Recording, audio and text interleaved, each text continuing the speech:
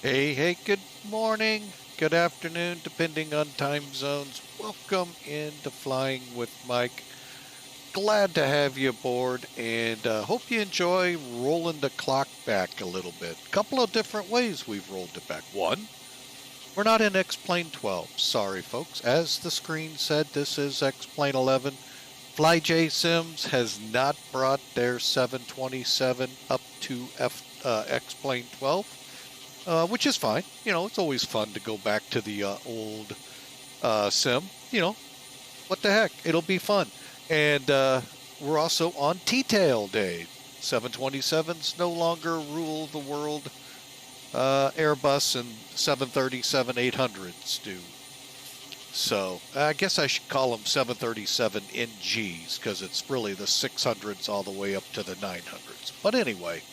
But yeah, we are sitting on the ground, sadly to say, not at the World Port, where I would have liked to have been, where the original Pan Am airline was at, but we'll work with what we got. So we're at the now Terminal 2 of JFK, headed to O'Hare, as you all saw. So got a nice 727-100 sitting on the line. So big distinguishing mark here is on the first officer side. The cabin door that you're used to seeing up here is midship, which is kind of interesting when you think about evacuation of the plane. So you come out the wings and down this way. That makes all the sense in the world. But these folks now have to come back or go out the left side. Again, just kind of an interesting, granted this goes way back, folks. We're talking 60s, 70s time frame. So a lot's happened in aviation since then to possibly change this. Now I know a lot of big wide bodies do put full-size doors throughout the sides of the planes, but it was just interesting that they put the galley door there. And it's probably something to do with the flight engineer and all of that good stuff. So, but anyway, Clipper, Betty Ross, although I believe I scheduled a different plane. Gotta love when I do that, don't you, folks? What plane did I take out?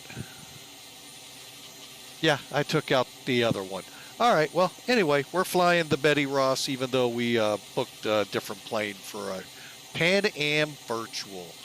Which we don't fly a lot, I do realize, mostly flown offline, off streams. I don't see a huge following via Twitch, via YouTube for this plane, or many of the old retro planes. So I kind of fly these when, you know, I haven't scheduled a stream. So, but you know, hey, we're going to try it out today. See if we get some people coming. Hey, tell your friends, come fly with Mike. All right, so let's hop up in the office, shall we, and take a look at this bird. We'll do it from, oh, I forget, we're not set up that way. My bad. And center, that's good enough. Come back. Give you all an idea of what flying was in the golden age. Captain, first officer, and flight engineer. Captain, we all know, captain, charge of the plane. First officer, backup, they are the pretty boys, as we always like to say. And the guy that does all the work behind the camera, behind the curtain, the flight engineer. Without him, they ain't got a plane to fly. So it's a three-man crew, so each one is just as important as the other. So, and I should keep saying it that way all the time, because with all three, I mean, I fly it by myself, folks. Now, would I be able to do this in the real world? Heck no. Well, heck no, I couldn't even fly it now. There's hardly any, if any, out there. But that said, it is something, folks. You don't sit in this chair and get over here to do this, to start this, to do that. No, you just don't. You got to have the three men working together as a team. And this, out of these airplanes, grew what's now called crew resource management, because it's a crew here. When you're in a two-man crew, yeah, you're just side by side. It's a piece of cake. Throw the guy in the back who can actually it's kind of funny. They didn't stick the captain behind these two overseeing the whole operation. Be a better view. That's just me. I just don't think the captain wanted to lower himself to sit back there with all those gauges and buttons and might have to do something.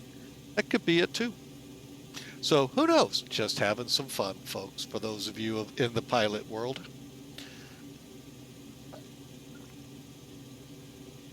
All right, so enough fun aside. Let's get Sim Toolkit up here and take a look at the flight.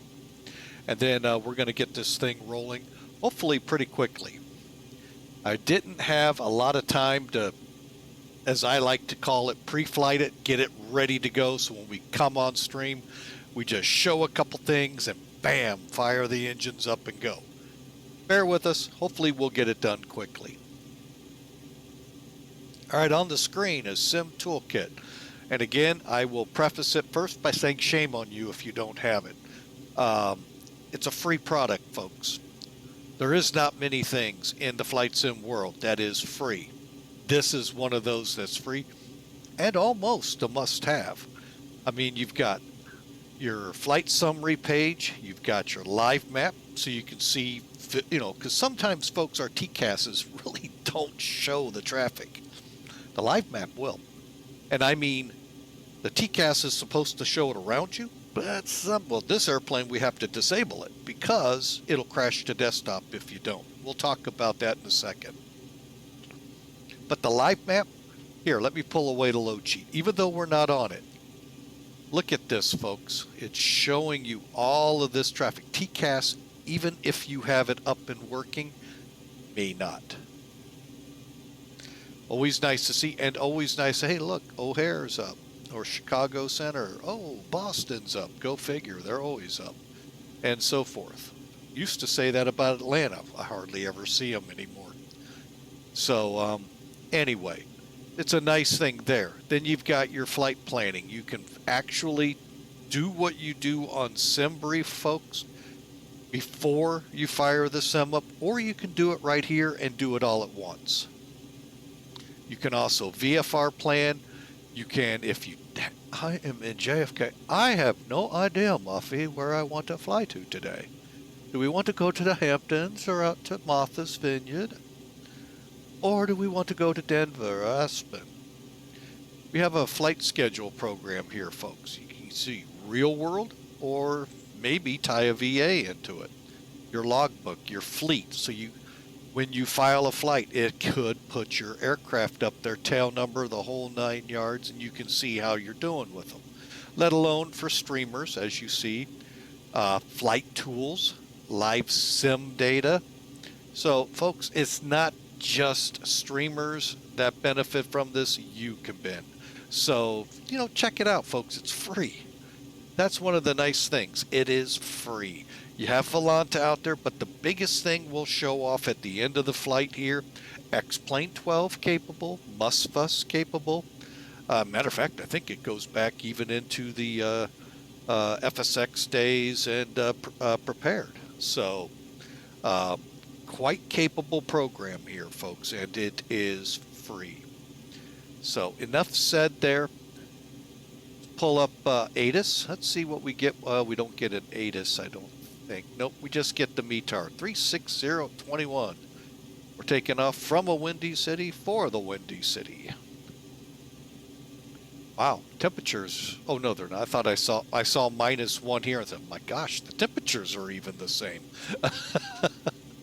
10 miles of visibility. We got a few clouds here and there, and so yeah, pretty good departure out of JFK.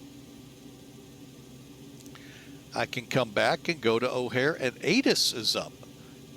How about that one? And that's, I think, because they're up with an ATIS. I think. Don't quote me on that, but I'm, D-ATIS works at JFK, so if it was working from that, it should have pulled an ATIS. So, again, we're looking at east operations there, so we're going to be landing on 10 center. Even though, oh, there it is. I was going to say, where is it up here? All right, and so from there, we can head over to the load sheet. You can see 102 people daring to ride back there. Cool beans, we'll take them. 22,940 pounds. Zero fuel weight of 112,151 pounds. So, going to be a fun flight. We're going to load 32,000 pounds of fuel and fly, hopefully, at Mach 0.80 at 30,000 feet. So that gives us our flight. Now, I have brought this up in the American. Now, if you set this in SimBrief, along the right side, you'll see where you can set it to kilos, pounds, your contingencies, reserves, and so forth on fuel. Right at above your weight, how you want it, kilos or pounds, you're going to see format, OFP. I think it says format. But anyway, open the drop down, and the very first one is American Airlines. I fly for Virtual American. They introduced me to this one. They also introduced me to the bottom one, the United 2018. That one's okay. This one is dynamite, folks. The one thing I don't like about most of those other formats, I don't know how many passengers. Okay, don't have to tell me that. At least give me a payload or give me something like that to work from, and then I'll build it up to make the zero fuel weight. Here, right at the top, tells you your fuel. Right there. Release fuel 32,413. Then your burn and what you plan to arrive with. Your alternates right here. By the way, Detroit. Sorry to say. And if you're from Detroit, you know what I mean. I know some. Detroit's a great city. Keep thinking that. Anyway, here's our ATC release, what it would look like to them. Our flight right here broke down, but then we get here. Our ramp weights, a cost index, which we don't have, it's 0.80. Ramp weight, and look at that payload. That's all you needed to have on here. No, Virtual American took it a step further and asked, and they received. All the way at the bottom, SimBrief added this little bit of information. Now, a lot of it doesn't make sense to us, but we know this one, takeoff weight. We know this one, actual fuel weight, zero fuel weight. We know all of this. Now, the stab and the fly-ups, until they start putting performance data in, which good luck on that one, folks. I don't think they could. And so forth. But then look, passengers, 102. I don't know if that's supposed to be a breakdown in the peoples or whatever. Lap. Dangerous, but yes, still happens. Infants. 2 infants on board. Sitting in the laps. Saving money. 6-member crew gives us a total of 111 people. Cargo weight, 4,070 pounds. So empty weight also shows that. So you could put that, folks, or go into SimBrief, under fleet, find your plane, set that as your empty weight, and you should begin to match up. So really a good format that we're working with here. And of course, all the NOTAMs we're just skipping over. Who needs a sticking NOTAM? And then your fuel right here, very simply put out. What's your reserves? What's your alternate? takeoff fuel, taxi fuel, total fuel. I mean, folks, that's perfect. Nice, concise. And then the rest, you know, who am I flying with today? It's not telling me. Oh, well, might be a good thing. But again, with Simbury, folks, really does help amp up. You know, to me, if you want to call it realism, go for it. If that's what you're really hung on. To me, it just makes flying a little bit more interesting. All right, and that's our pre-flight, folks. I'm going to switch over to the live map so you can see that real quick. I've written down what I need on a notepad that I keep for my flights, so I know what we're doing. All right, so here we go, folks. Here's where we are. New York Center is not up. It's kind of, I don't get why it does that, but it does. Because look, here's Washington and Cleveland. Toronto, none of them are highlighted. This is highlighted down here in Atlanta because that's POSCON that's on. You can set SimBrief up for that, so that's why. So if you see any dark colored aircraft up here, not the blues, but kind of the same color here, they're with POSCON. And then here's Boston Center, and there's O'Hare. So we're going to fly pretty much center free till midway across Michigan, the MIT state. If you don't believe me, there it is. Look, it's a MIT. All right. And that's the greens. See, it tells you a lot more. There's a lot over here in Newark. So things like that you don't see. So here we have it, and it's visual. It's nice. Pilots have it through ForeFlight.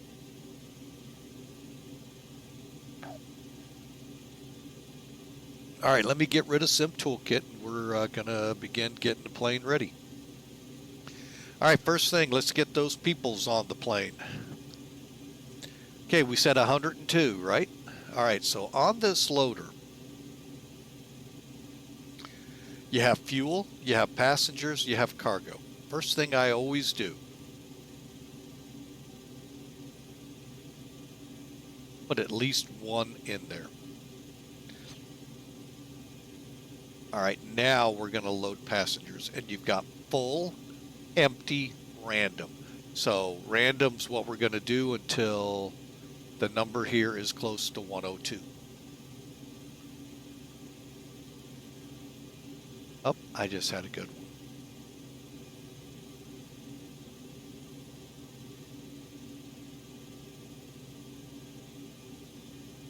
Yeah, we'll work with that one. Top half of this will make it go up. Bottom half will make them go down. Each is a body. Actually, each is a seat with a body in it.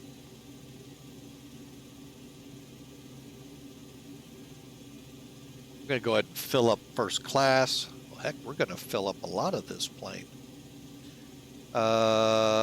We need 2 more, right? No, 3 more.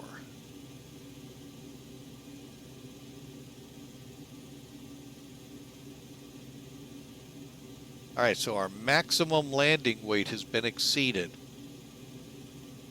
All right, let's try it and see what happens here. Okay, we got 111,219, and we're striving for 112.1.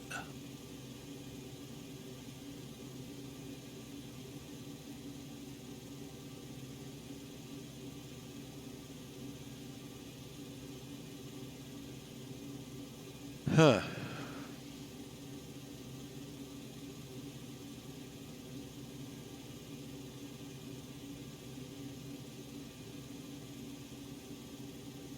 Now that's max landing weight right now, folks.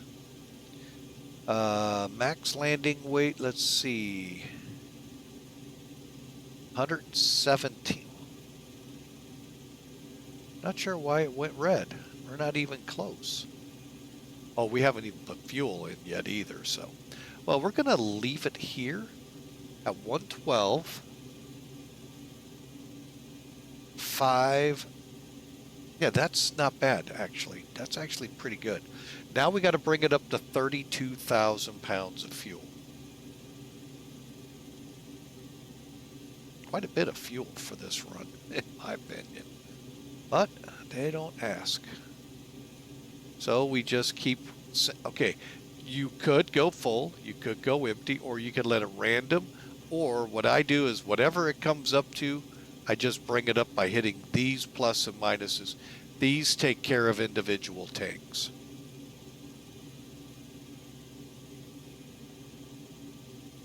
All right, so we're going for 32.4.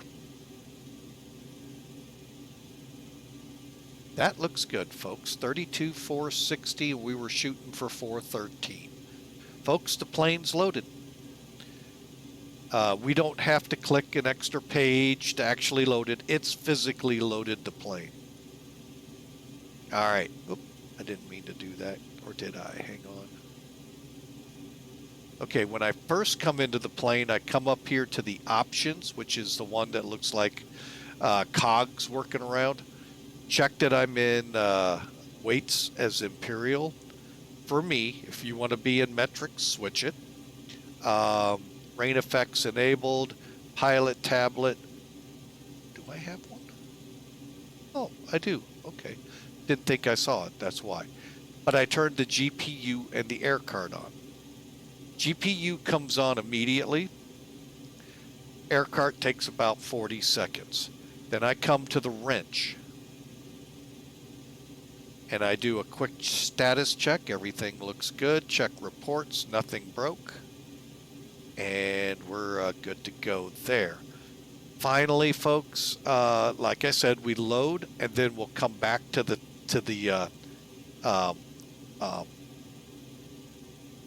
calculations for our departure.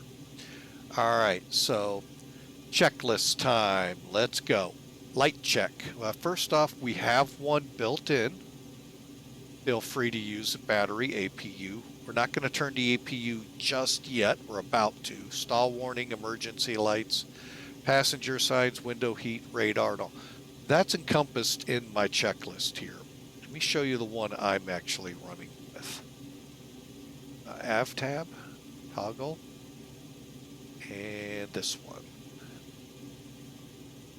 Okay, this I downloaded. All you got to do, follow it. We're originating, so logbook, landing gear pins, aboard, fire warning, check, overheat, start levers, and light test. All right, folks, so we're going to do that. Let's come into the middle. First easy one to do. Sounds good. Then we're going to go to the overhead. And I already see a light bulb out. And yes, folks, light bulbs do go out on this plane. Okay, overheat on the window heat. Good. We can't check our probe heaters, and I don't know how to do these. So let's then go to the cargo bay right here. Actually, you know what? We're going to try.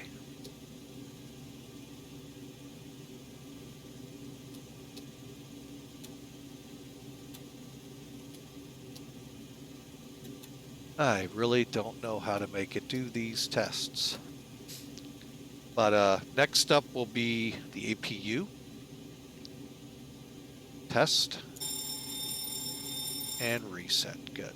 And our final check will be our lights here. All right, there's our overhead reheats. Now, let's start in on the lights. Find a pattern, folks, because there are a ton of lights. Sometimes something's going to happen you were expecting. It did happen, but the light bulb, whoop, there was a bulb replaced. It'll tell you right over there on the left.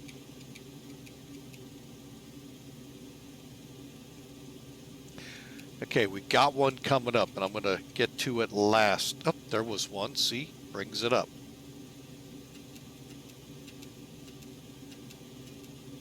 That's just going to say bulb replaced. See? Now, the hard one is right here. I always look as far over to that side as possible and then start working my way across. Okay, no lights, but here we go. You're going, oh my God, all of these light bulbs. Yep, GE and Sylvania. Where do you think they made all that money to be able to put together a jet engine?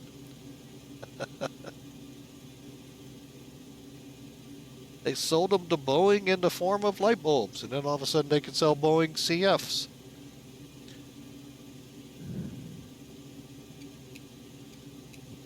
Okay.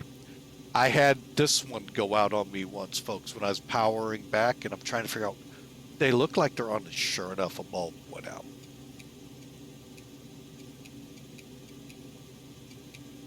And to another bulb replaced, see? To many of my firefighting friends out there from the Air Force, remember all those in-flights we rolled on unsafe gears?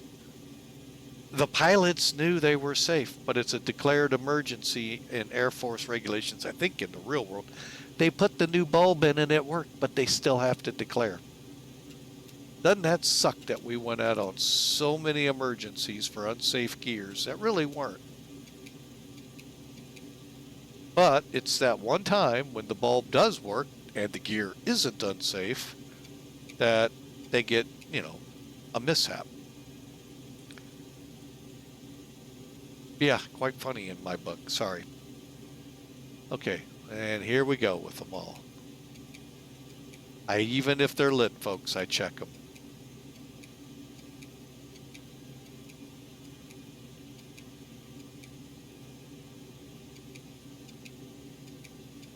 And like I said, you just have to figure out your way to do them because, folks, there are a bunch of bulbs. Something tells me on the real plane there were even more. While I'm here, I might as well just go ahead and dial it down. Okay, and then I'm going to make sure I did these 3. And then come down here and start in on my fuel panel. Fuel heat. I'm sorry. Transfer valve, sorry. Fuel heat's right here. All right, so we need system, which one goes off? I think it's system A. And system B goes on. Okay, but again, I still check the light bulbs.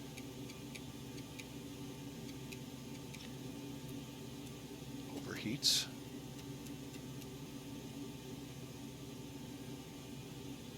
Did get all of these right.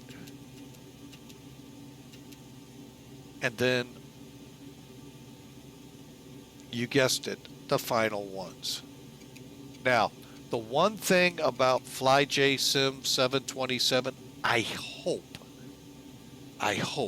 they include when it comes to X-Plane 12. A couple of I hopes, but the biggest one is a cabin. There is no cabin behind us. I also hope for working doors, including the cargo doors, because they have a aircraft, just a freighter.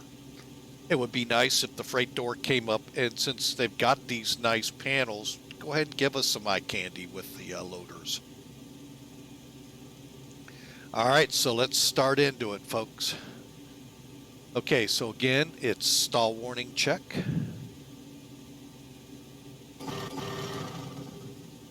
Okay. Any set? Oh yeah, let's get this on. That's set. All set to normal. Coming down. Emergency lights on. Armed. Okay, we are not running with an FMC. I mean with a INS system.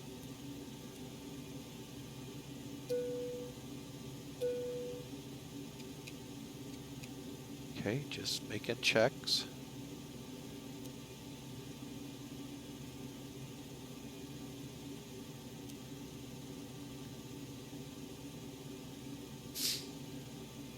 Okay, window heat on. The rest of this stays off, and we'll have our nav lights on and our logo lights on. Okay. Now, coming down to the radios.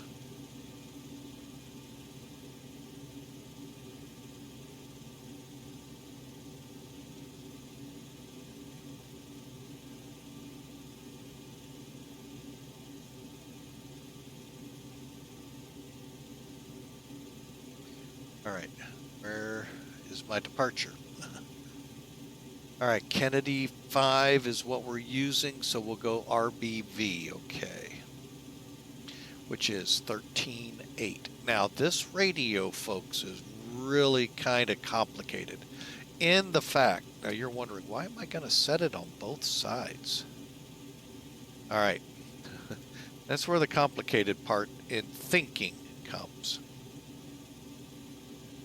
Here, let's do it this way. All right. Can you read the small print down here? DME2. Can't see it over here. DME1. All right. We can fly. When I set this thing to fly to a VOR direct, with the autopilot down here, just switching over to nav lock, we're flying to nav 1. This sucker. All right, now let's go back over it again. DME 2. So, nav 1 is on your HSI. Now you will get a readout here for mileage. DME gauge right here is for the second radio, so that's why I put it there, giving me the miles. Now, I could set that to a different frequency and not worry about it and just use that to get back to JFK. So, either way works. Matter of fact, that might be a better idea. Let's set for JFK. 15.9. But you get why it's complicated. Oops, I'm on the wrong radio. Doggone it. 15. 9er. Okay. So now you can see it's 1 mile away. We're too far away from Robbins. It's line of sight, folks. So on the ground, it ain't gonna see it. You get up a couple thousand feet, boom, it comes alive. It's alive. All right, so radio, radar. Radar is off. Let's tilt it up 5, even though it's off. And do. That horn is your takeoff warning horn saying you're not configured. Also lets us know it's working. Transponder. Transponder is set. However, folks, it's not on your pedestal. It's up top. To make it show mode C, go to on alt in all 3 versions of this. And of course you set it here. Ident is right here, just getting you familiar with the gauge. It's the same as it is on any other plane. All right, next page up. Okay, we're just about ready for the engine start. Let me go through the checklist. DI stall warning, armed, set.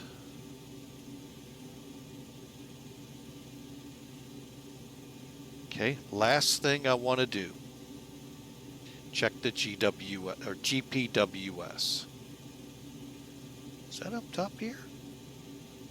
Oh, here it is. Glide slow. Pull up. Wind shear. Wind shear. Wind shear. Terrain. Up. Airspeed low. Sink rate. Pull up. Terrain. Pull up. Don't sink. Don't sink. Too low. Terrain. Too low. Gear. Too low. Flaps. Too low. Terrain. Glide slow. Bank angle. Bank angle. 100. 50. 30. 100. All right, and there's our GPWS check. All right, one last thing to do here, folks, is go back to flight summary, flight, coming on VATSIM. Forgot to get this up on VATSIM. So we got to wait on the form, I think. Or is it not spinning? It is not spinning. Okay, we'll go a different route.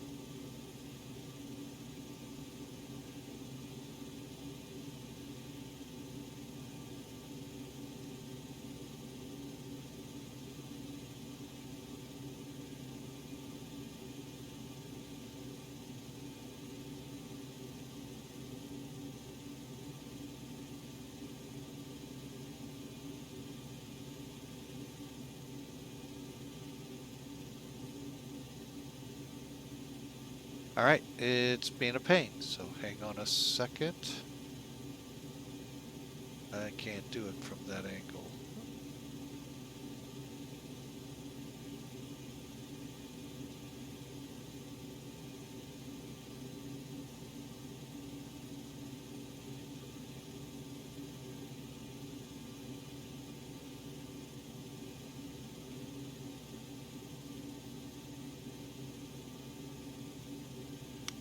I love it when it does this to me. Oh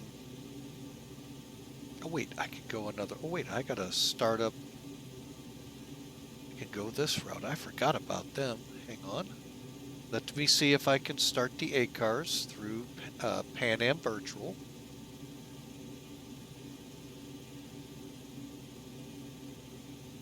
Does not appear to be.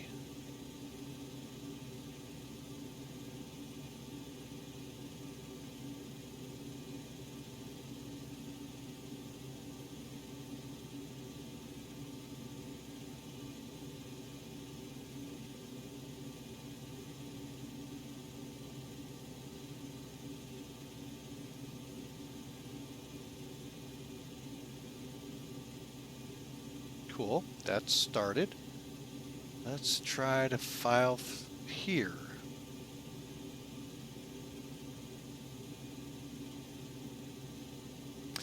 I love it when a plan comes together. Block out time. Call it 18.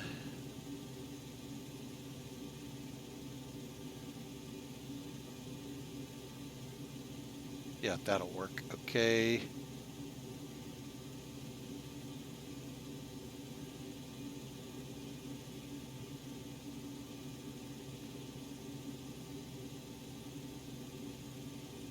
Okay, and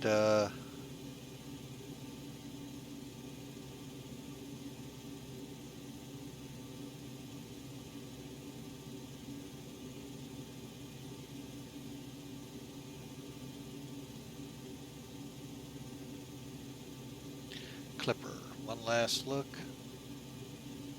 Are we a B? I'm gonna go C.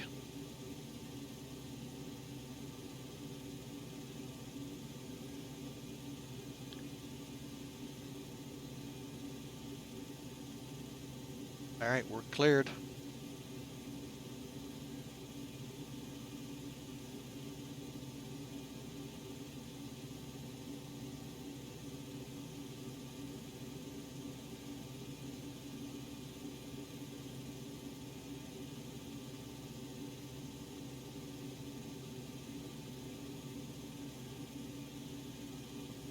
There we go.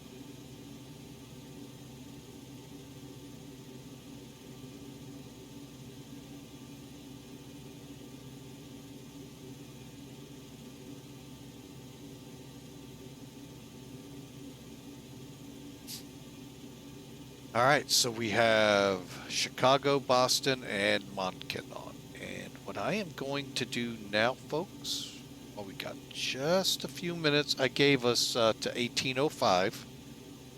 Okay, so we're going to have beacons, galley power, packs off, bleeds. Okay, got to get the EPU one. I'm going to go ahead and put X pilot up here so you can see the communications and what's going on. And I got to load up the FMC here real quick.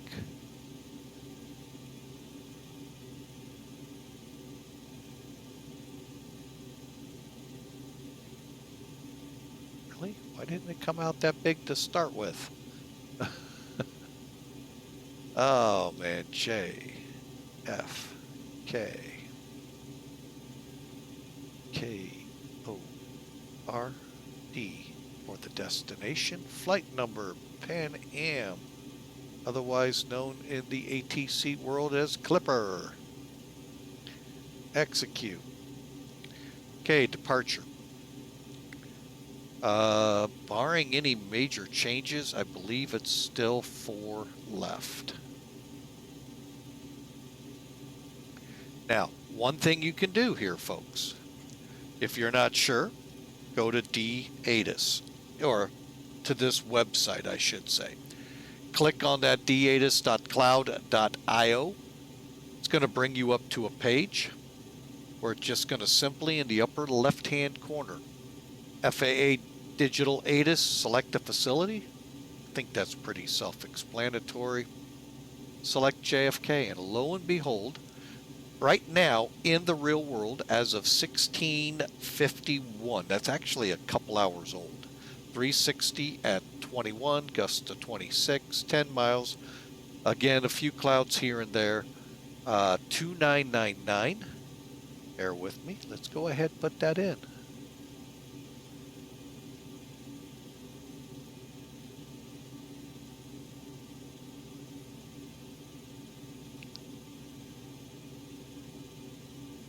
And unfortunately, you got to do it on all 3. Some of them, I know, help you out. I know. And we'll go ahead and set that for 400. All right. Approach in use, 4 right. Departure, 4 left. So 4 left is our departure. JFK. Execute, back to flight plan.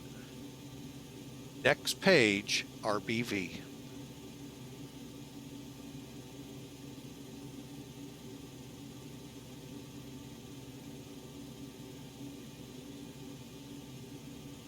Okay, we're going to Robbinsville, which is RBV.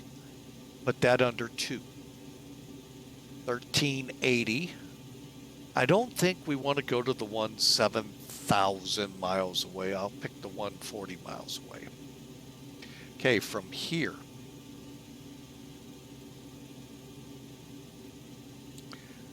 we head to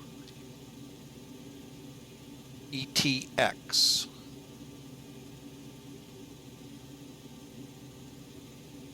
Echo, Tango, X-ray.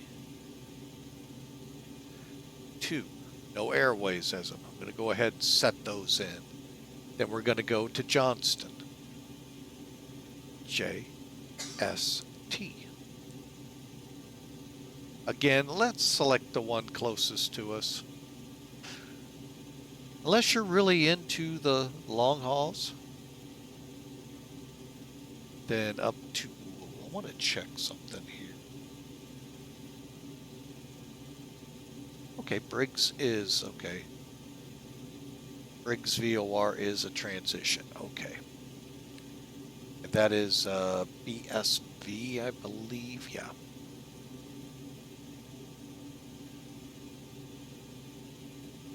And that's it, folks. Now, literally, you could fly this VOR to VOR to VOR. They're all VORs. I'm putting them in the FMC mainly because it's simple. Okay.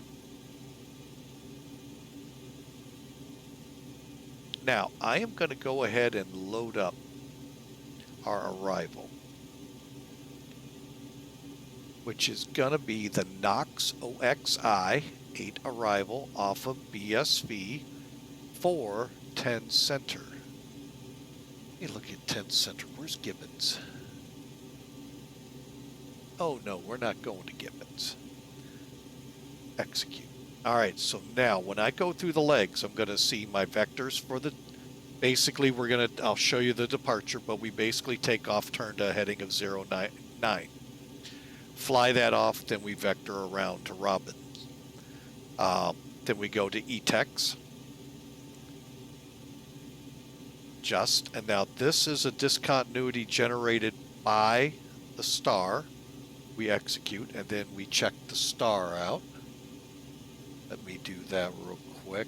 Offline here, BSV to Kirky, Cooley, Span, Watson, Oxy,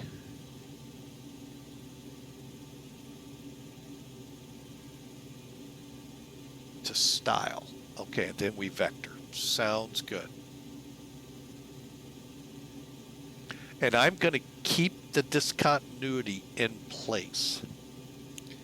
Okay, from style, we'll turn to 340, but we'll probably keep going to 270, fly it out till we're 10 to 20 miles past O'Hare, loop it back in.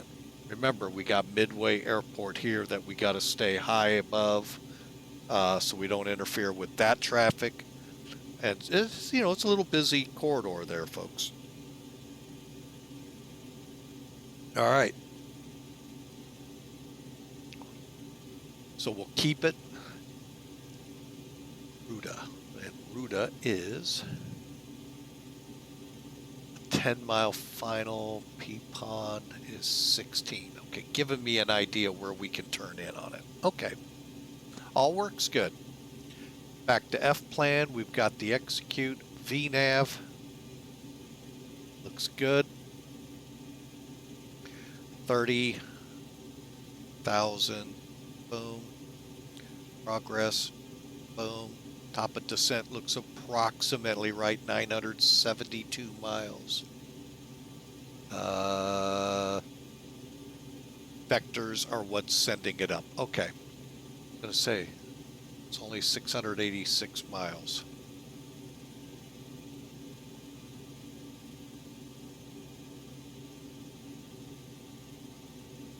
Okay, so it's 59 miles to ETEX. Just checking to make sure everything's in line, right? 145, 121. New York, Kennedy traffic, United 3 Echo November. Short final runway 04 left. Looks good, folks. So we'll set it to legs. We're ready to go.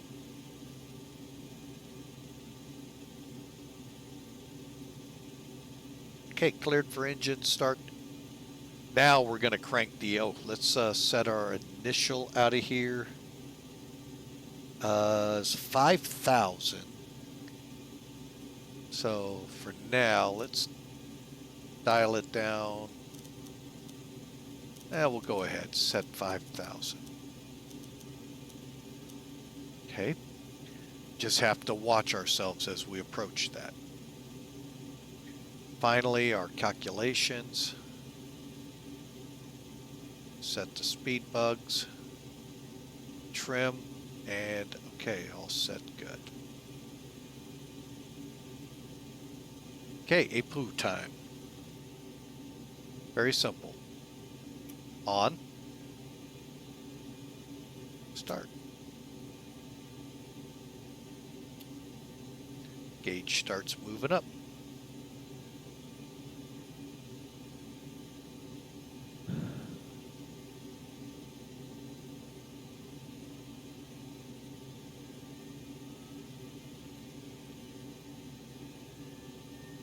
All right, folks, again, our departure is very simple. We'll taxi to 4 left, correction, 4 right, climbing right turn to 099, and then continue on 099 vectors to Robbinsville VOR.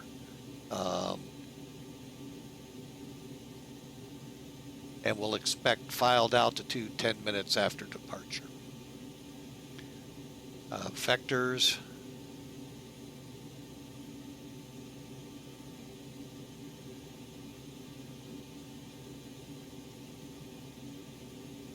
Okay, so they're gonna. Okay, so we're up on the APU, and let's go ahead. Close. Okay, hang on. We're not ready yet.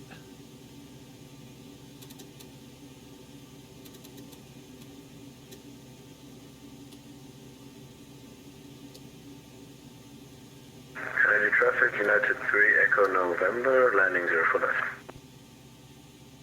All right, packs are off. Okay, I'm going to go ahead and kill the electric cart.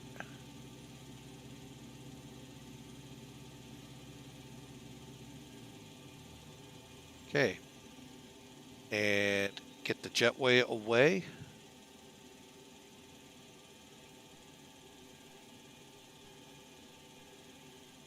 Cranking up the engines. Actually, we need to get the air stair up.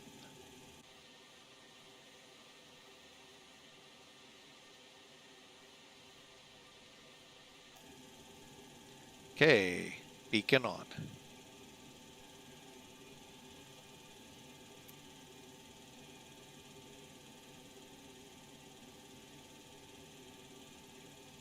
Oh, I thought I had that set. That's right, I changed my mind.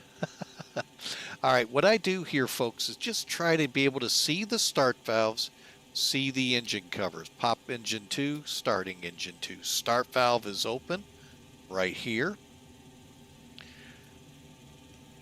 And then kind of kick back a little when it reaches 20, which is right here. Bring the fuel on. And then we watch for a startup.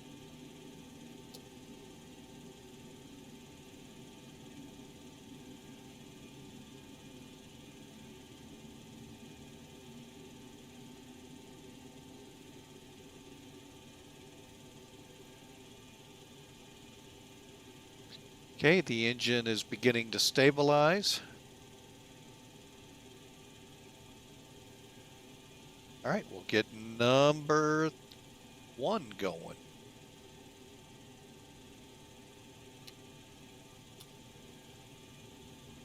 Okay, lights on. Building up, we're going to 20. Everything else seems to be rising. There's 20. Engine 1's on.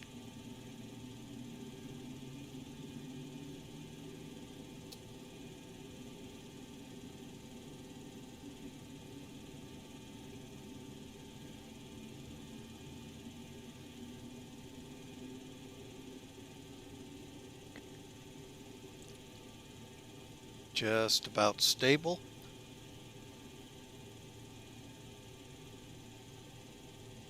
Okay, and now we'll kick over number 3. Show you another way to tell when you're good to go. Okay, there's your start valve. When the light goes out here, this is your oil pressure light. You're good then to kick over the next engine. There's 20. And start valve up.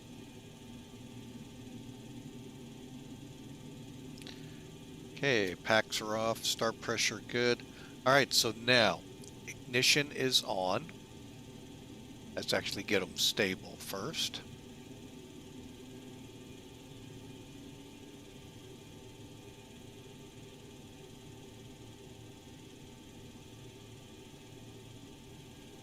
And the engine's stable. All right. So, ignition, they're on.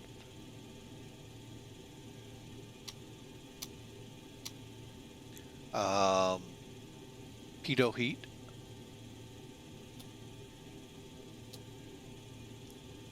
Start levers are at idle. Door lights are out. Ground equipment. Make sure disconnected. And it is. Jet bridge is away. Chocks away as well. And the anti-ice we'll take care of at the runway. Lastly, let's get back over to our power. Close our generators, go to Gen 1. Turn our packs back on.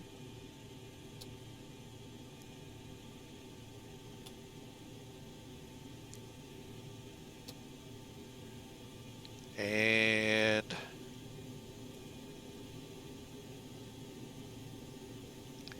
bear with me a second. Let me get that landing altitude set.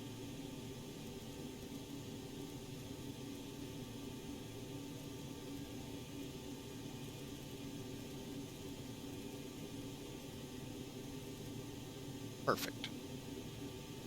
All right. Now, 30,000 was our flight level. I set one above to compensate for any differences in pressures as we go along there. All right, we're ready to power back, folks.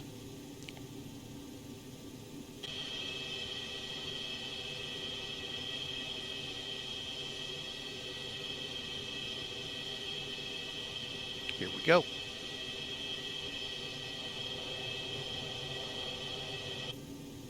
All three reverse lights are on. Although, we're missing one element I just realized. All the hydraulics, and let's get all the fuel on. As you can tell, you don't have to have fuel pumps on to start this plane. Another thing I hope they address somehow, some way. And then I'm in trouble.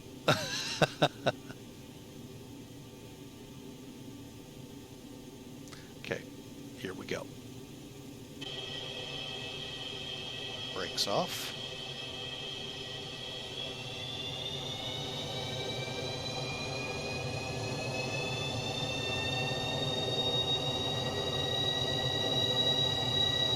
And this is how they used to do this, folks.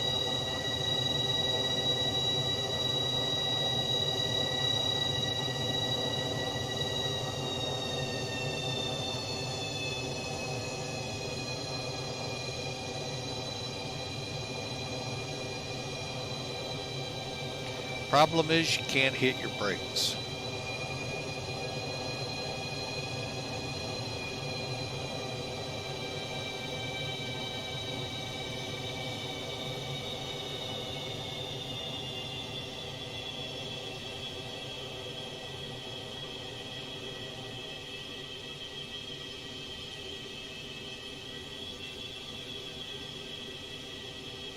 All right, so we've powered back.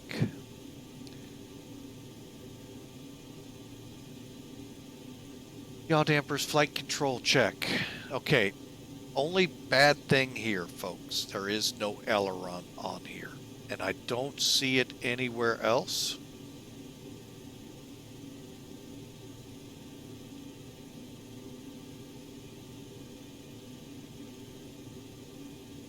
Elevators are good, you can see that. Just can't see any aileron. So that's one thing I also hope that FlyJ addresses. I don't know if the real gauge did that, folks. Assuming it wouldn't, but assuming is never a good thing. All right, we'll go to TARA just so I don't forget.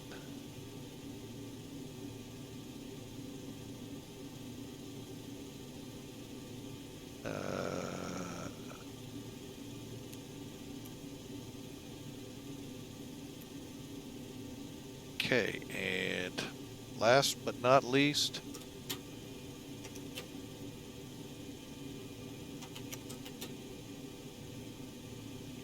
setting our flaps, and we can taxi. Let's just run through it real quick over here. Anti-heist pitot flight instruments are set, speed brakes down, flap set, stabe trim. How do you set the stabe trim other than turning the wheel? Press the green and it'll set it. Flaps now set for takeoff green, galley power on. Electrical lights, none. Fuel heats off, hydraulic pressure and quantity good. All good, green, and APU is off, is now.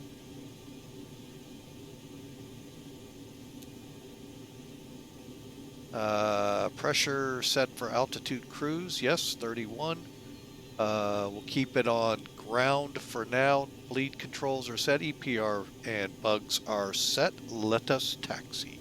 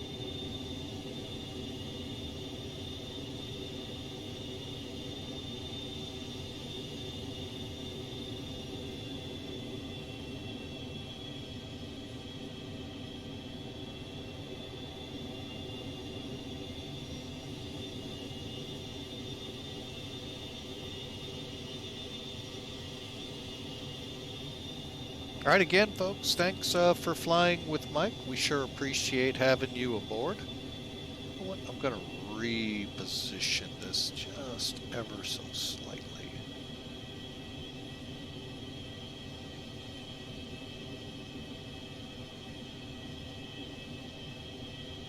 There we go. Looks like it was just crowded, that's all. That's why. Okay, and we're going out to 4 right.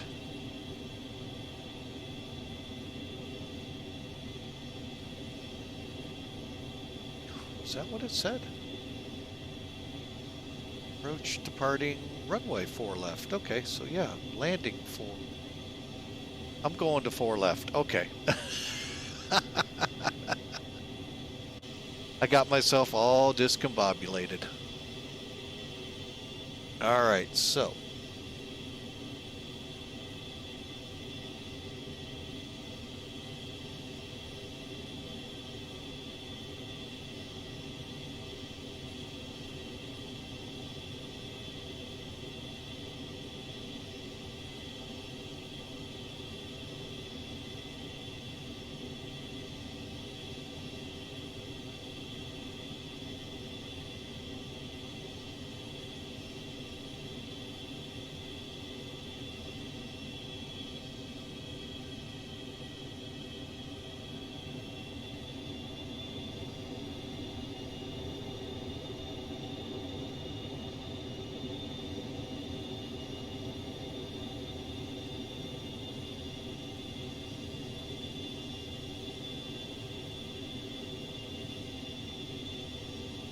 we'll just cross over here.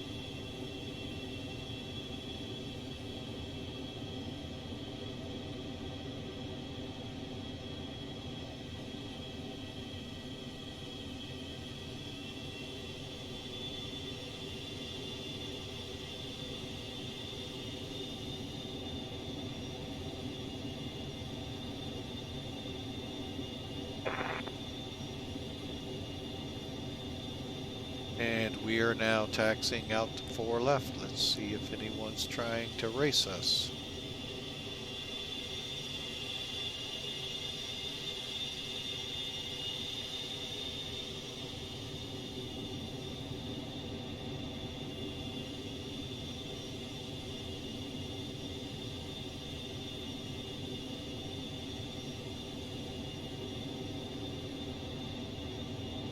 All right, let's.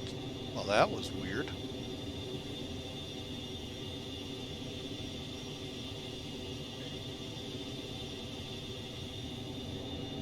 All right, folks, here we go. Final taxi down here on Kilo, out to our departing runway. So I hope y'all are enjoying T-Tail Monday as we head to O'Hare.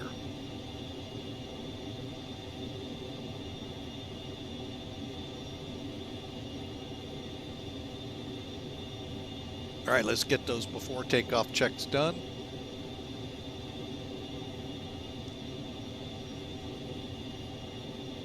Flaps.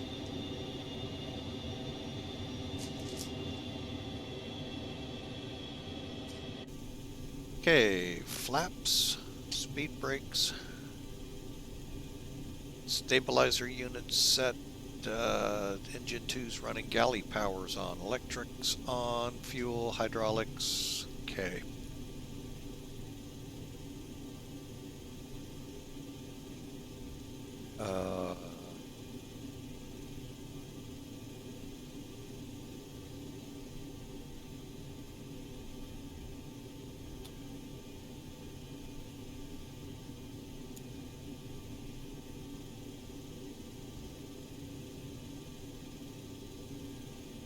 Okay, flight attendants, take your seats for departure. Transponders on, TCAS set, wing anti-collision lights on.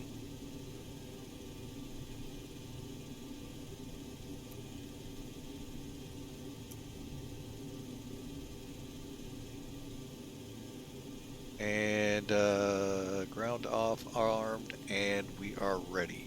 Final cockpit checks.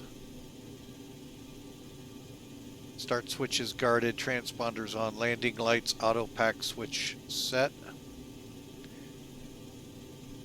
JFK traffic, Clipper 21 departing runway 4 left, JFK 5 departure.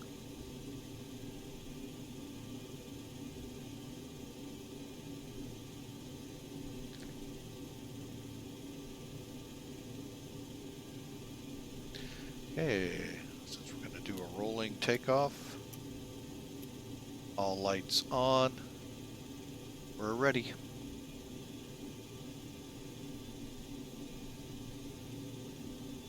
See what I mean, folks? You really couldn't do this in the real plane by yourself. Ultimately, yeah, you could in an absolute dire emergency, but really, in real life, the three-man crew was the smart move. Not to say Boeing couldn't come around and kick out the flight first officer, because they did in the making of the MD-10. Okay, we're good to go. Power up 50%.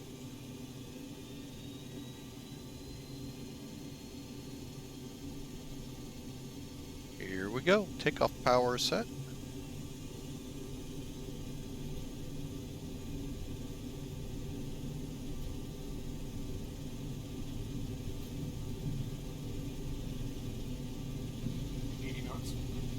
Airspeed's alive. 100 knots, easing on the stick. E1, rotate. Here we go.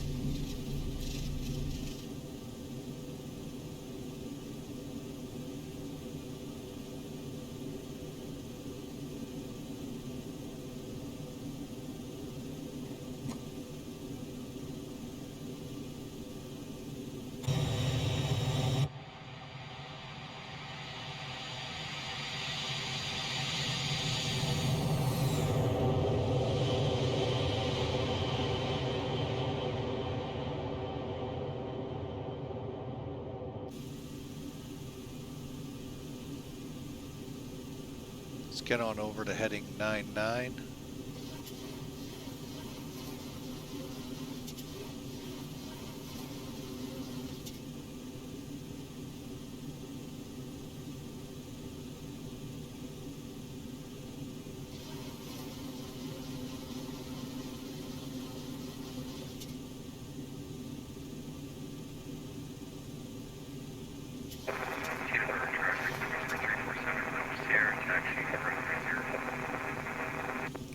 going to go ahead now and turn before Boston.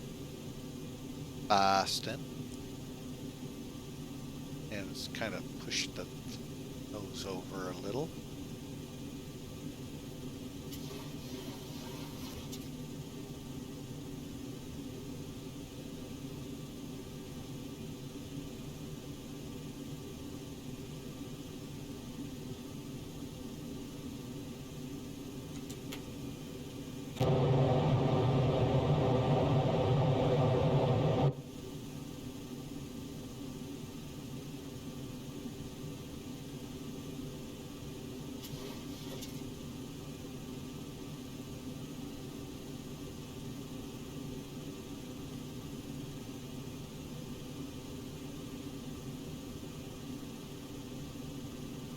Really hate when it does that.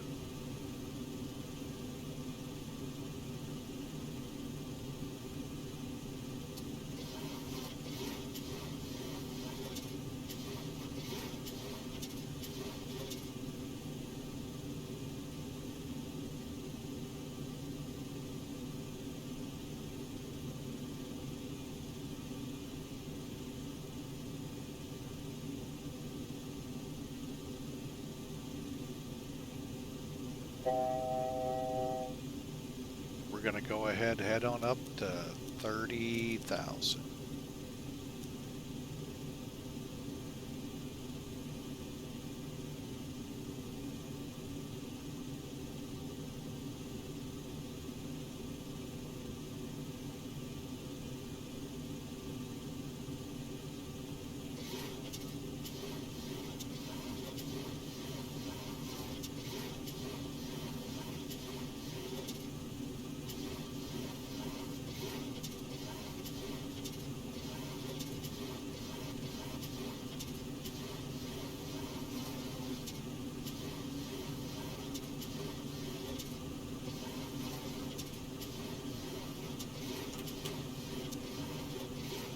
Authority traffic number 4, taxi runway 4, Bravo, authority.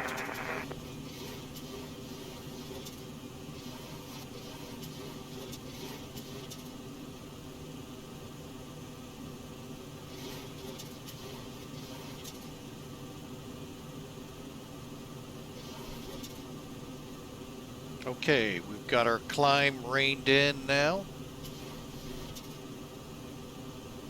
All right, now we're going to go direct Robbinsville.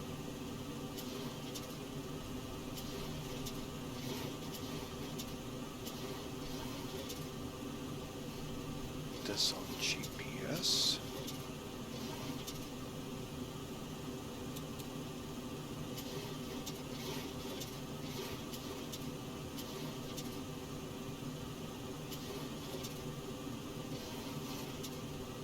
Flaps are up.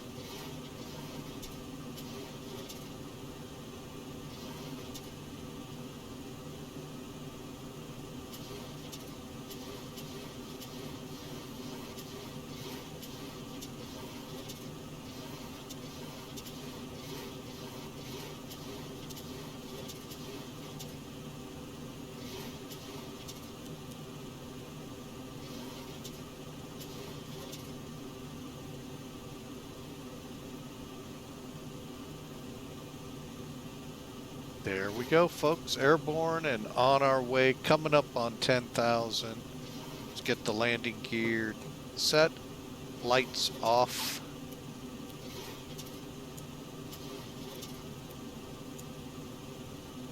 And let's go back to VS and nose over.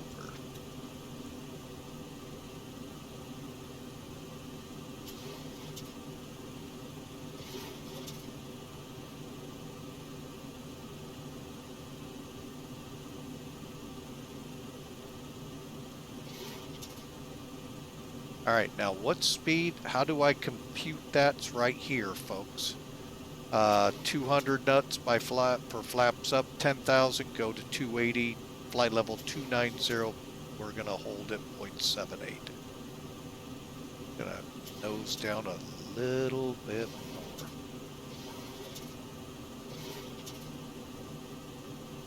same process. We're going to get up to the speed bug, click IAS hold. It's not an auto throttle, folks, but it's hang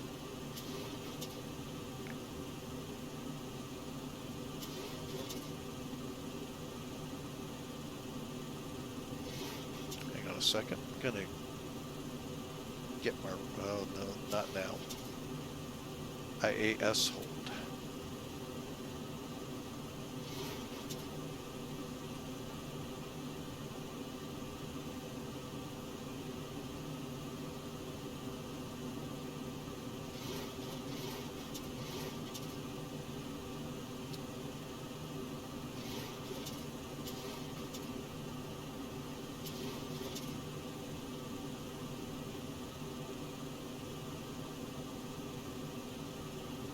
Okay, we are direct 25 miles away from Robbinsville and climbing at 280 feet or 280 knots on course. Away we go, and let's just make sure altitude is set and climbing. All right, radar's on. There we go, folks, on our way. Yeah, that's all the radio traffic I ever give, folks. If I say taxi, it's just going to be taxiing to runway blip, and that's it. I'm not giving you my route. I mean, that's way too much, folks. So I give you that. I'll give you I'm taking off. I may or may not give you my departure. And as you saw, I'm not even telling you where I'm going to end up going. Why? I mean, you wouldn't in the real world, so you only read back what the controller tells you. So we are on our way, and let's set climb power.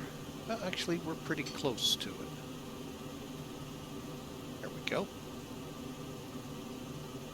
Climb power is right here. Now we need to come down a little.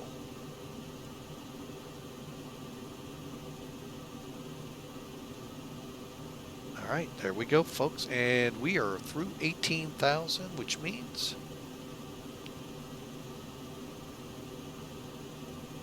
go. Now, the altitude light comes on because this one and the one on the other side do not match.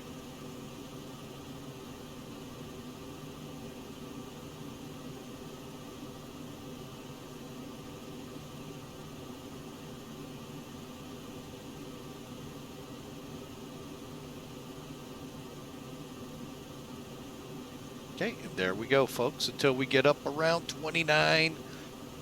I actually think it's going to be till we level off, we'll hit 0.78. So usually that's how it is. So we're on our way. Hope y'all enjoy the ride. Hope you enjoy the flight. Again, T-Tail Monday. I know, weird. Should be a Tuesday or Thursday, I know. But you know what? Hey, it's Retro Monday. Let's run with it as far as we can. Off to O'Hare in this case.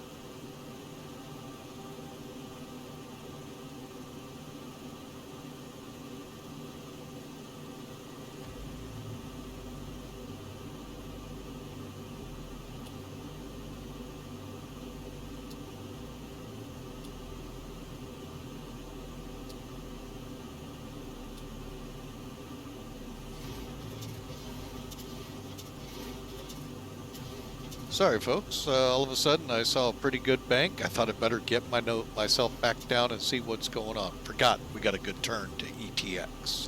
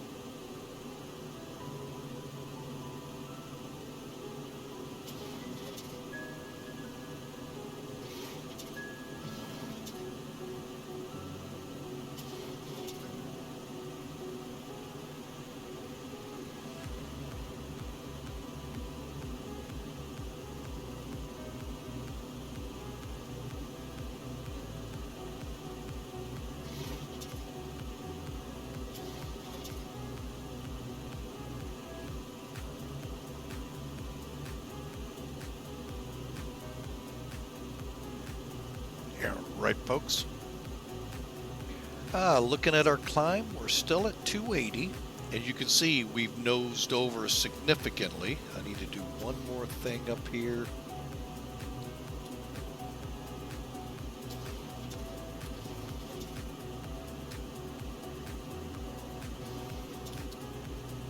Okay.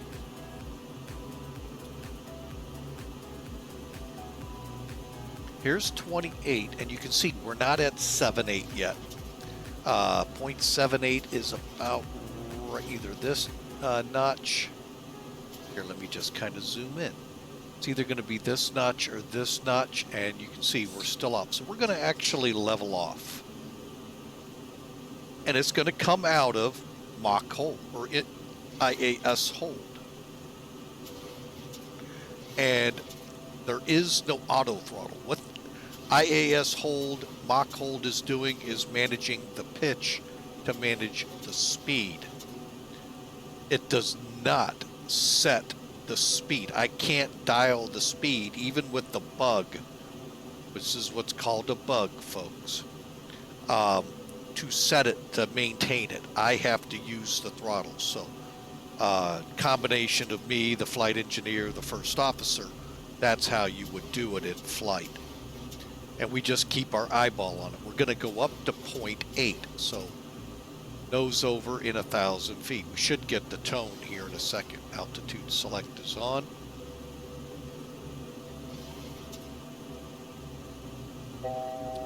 There it is, the horn.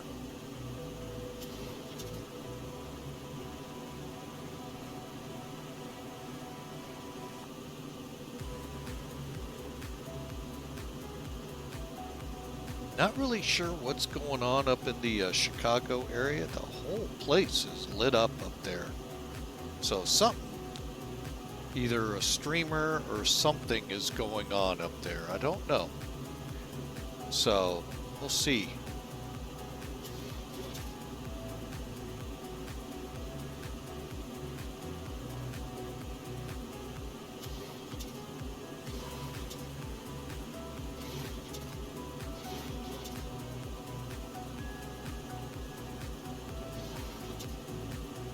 Okay, we're coming up on it. See, we're still on IAS hold. Once we tick 30,000, that'll turn off and we'll be straight and level. Building speed up at 9.2. Okay, there we go into altitude. And we're in vertical speed now. So what I'm going to do is use this bug to my advantage. That tells me where 0.80 is. Right now we were hitting 0.78. And I'm going to begin powering back a little.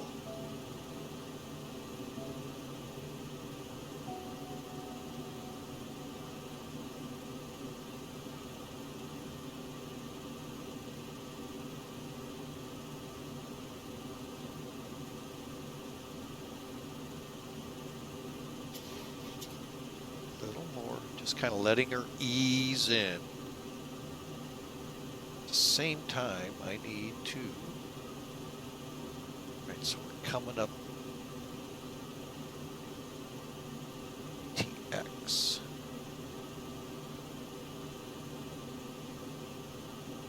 $10.20.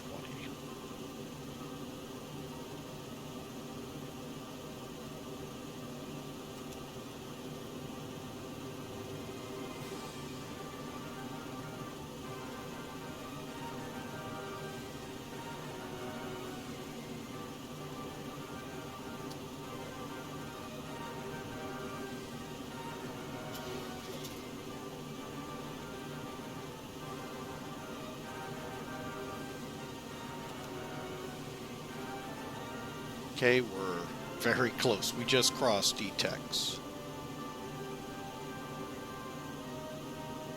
Now we're headed to Johnston. Johnstown, 113.0.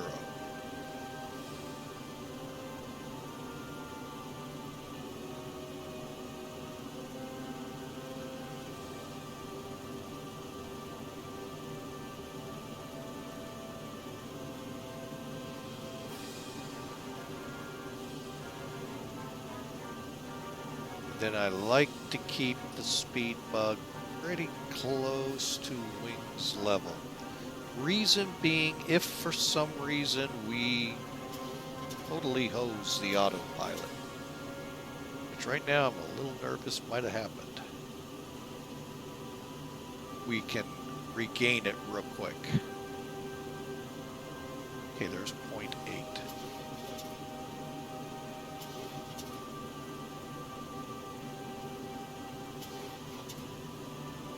Okay, and we are going to pop the no smoking. There you go, folks. We are turning on course. 145 miles from ETX to Johnstown. We're showing about 137.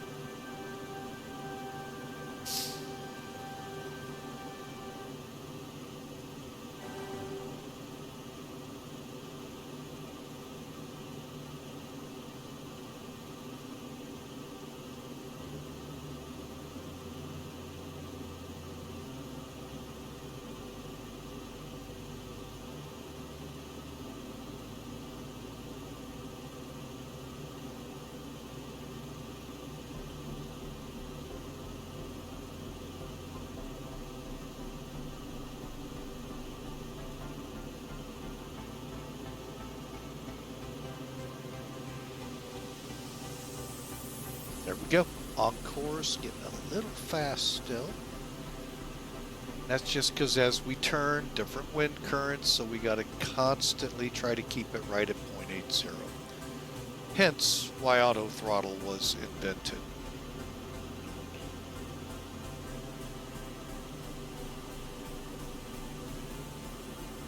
Just giving one less thing for the pilots to have to contend with.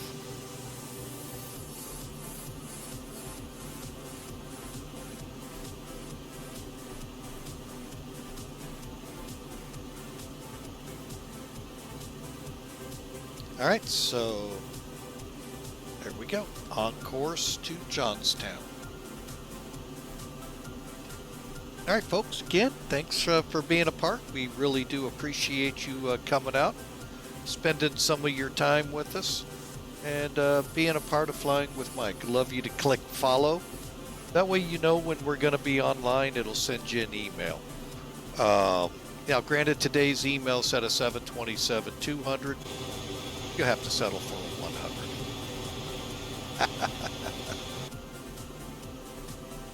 Get those wing lights off. Seat belts off, wing lights, all lights are off. Good.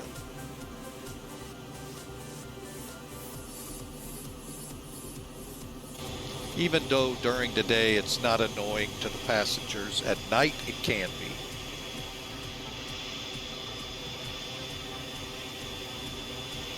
But again, like I was saying, folks, I really do appreciate each and every one of you that come out to Flying with Mike. I really hope you enjoy.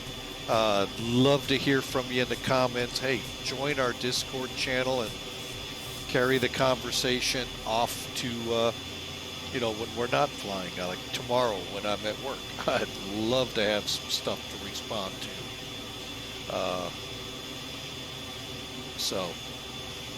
But anyway, we are on our way, and estimating in there in about an hour and, what is that, 15 minutes or so. So, folks, and we'll see how things are going with O'Hare.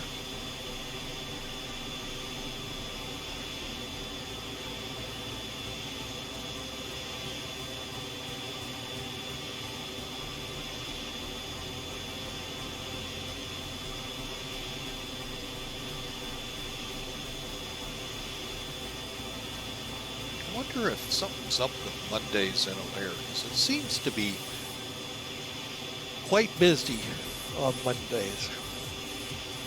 Maybe I should have planned my Mickey run today instead of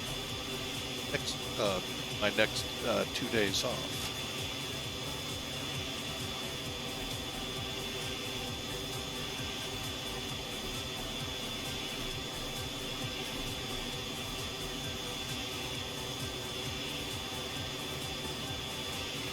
There you go, folks. The old Pan American November 357 Papa Alpha,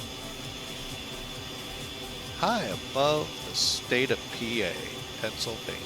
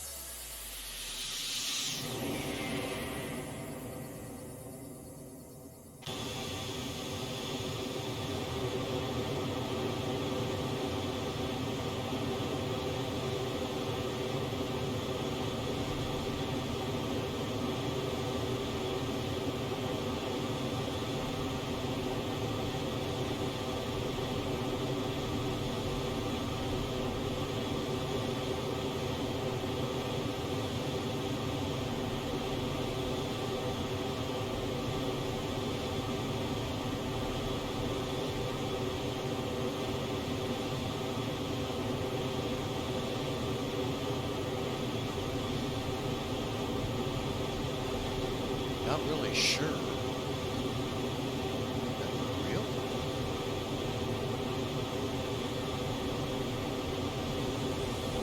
Okay, currently, as of 1751, which will update here in the next few minutes, 130 at 9, so the 100s are still a good option.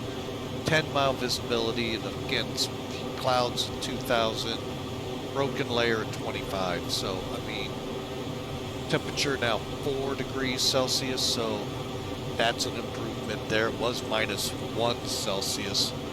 When I started setting up for this stream about 3 hours ago, and 3016 on the altimeter. That's as of now. It will update between now and then. We'll let you know. Now, hopefully, it'll cycle through here in a minute.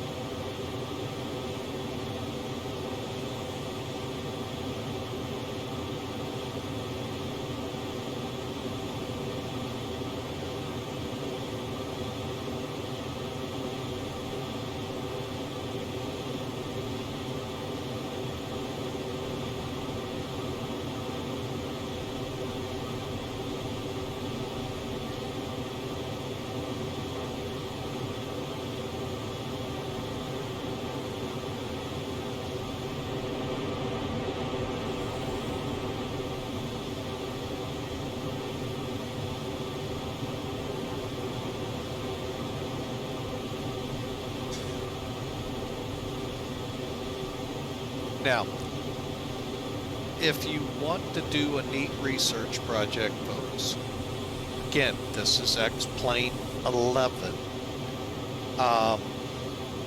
Check out my last video posted, which would have been X-Plane 12, and you can see the difference in the clouds, which is one of the big things the X-Plane Laminar has updated for 12.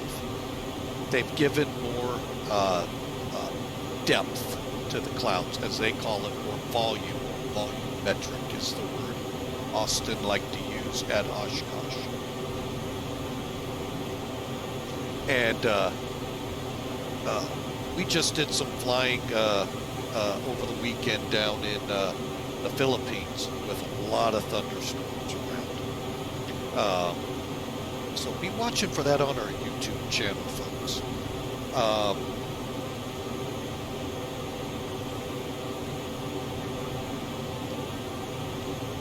And you can see really how they're, I mean, granted they're not classic looking cumulonimbus clouds, but folks, they look a lot better than, well, right now we're in winter, so we're really not seeing thunderstorm-like cloudiness. We're seeing more strata, which is perfect for this. But as we move into spring, or if you fly more south right now, southeast in Florida, that's where Tornado Alley is at the moment. It'll begin to migrate over towards Texas in late February, early March, and then begin taking over the Midwest from then on. Your big thunderstorms. It'll be interesting to see how they develop with each release that comes out from Laminar. Right now we're at, well, this is X-Plane 11, so folks, you're not seeing any of that in this. Hopefully, FlyJSims will bring this product over to X-Plane 12. It is reported they will. At what point they will, I don't know. So, I am just not one of those in the know, or allowed to be in the sphere of influence of knowing when. And even if I did know, I probably would be sworn to secrecy and not allowed. So, but anyway, folks, we're again high above the state of PA and headed for O'Hare.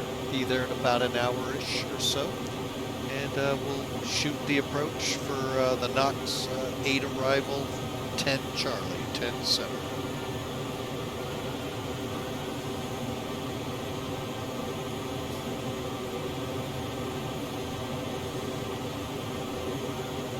And I'll tell you this much right now, folks. Here in St. Louis, where I'm from, the weather has been remarkable for the first week of February. Oh yeah, we had a little bit of ice end of January. It's all gone now. We've been in the 50s and 60s for the last couple of days. So nice. We'll call it the February thaw. Don't worry. Winter's not over with us yet, folks. Both on the calendar and by just the fact it's still winter. So, but we'll take any day. So, forecaster wants that every day above normal is one less day we have to deal with below in the middle in the winter months. Same applies in the summer. Every day below one less hot day we have to do. So folks, enjoy the ride over to Chicago, and we'll be there in about an hour.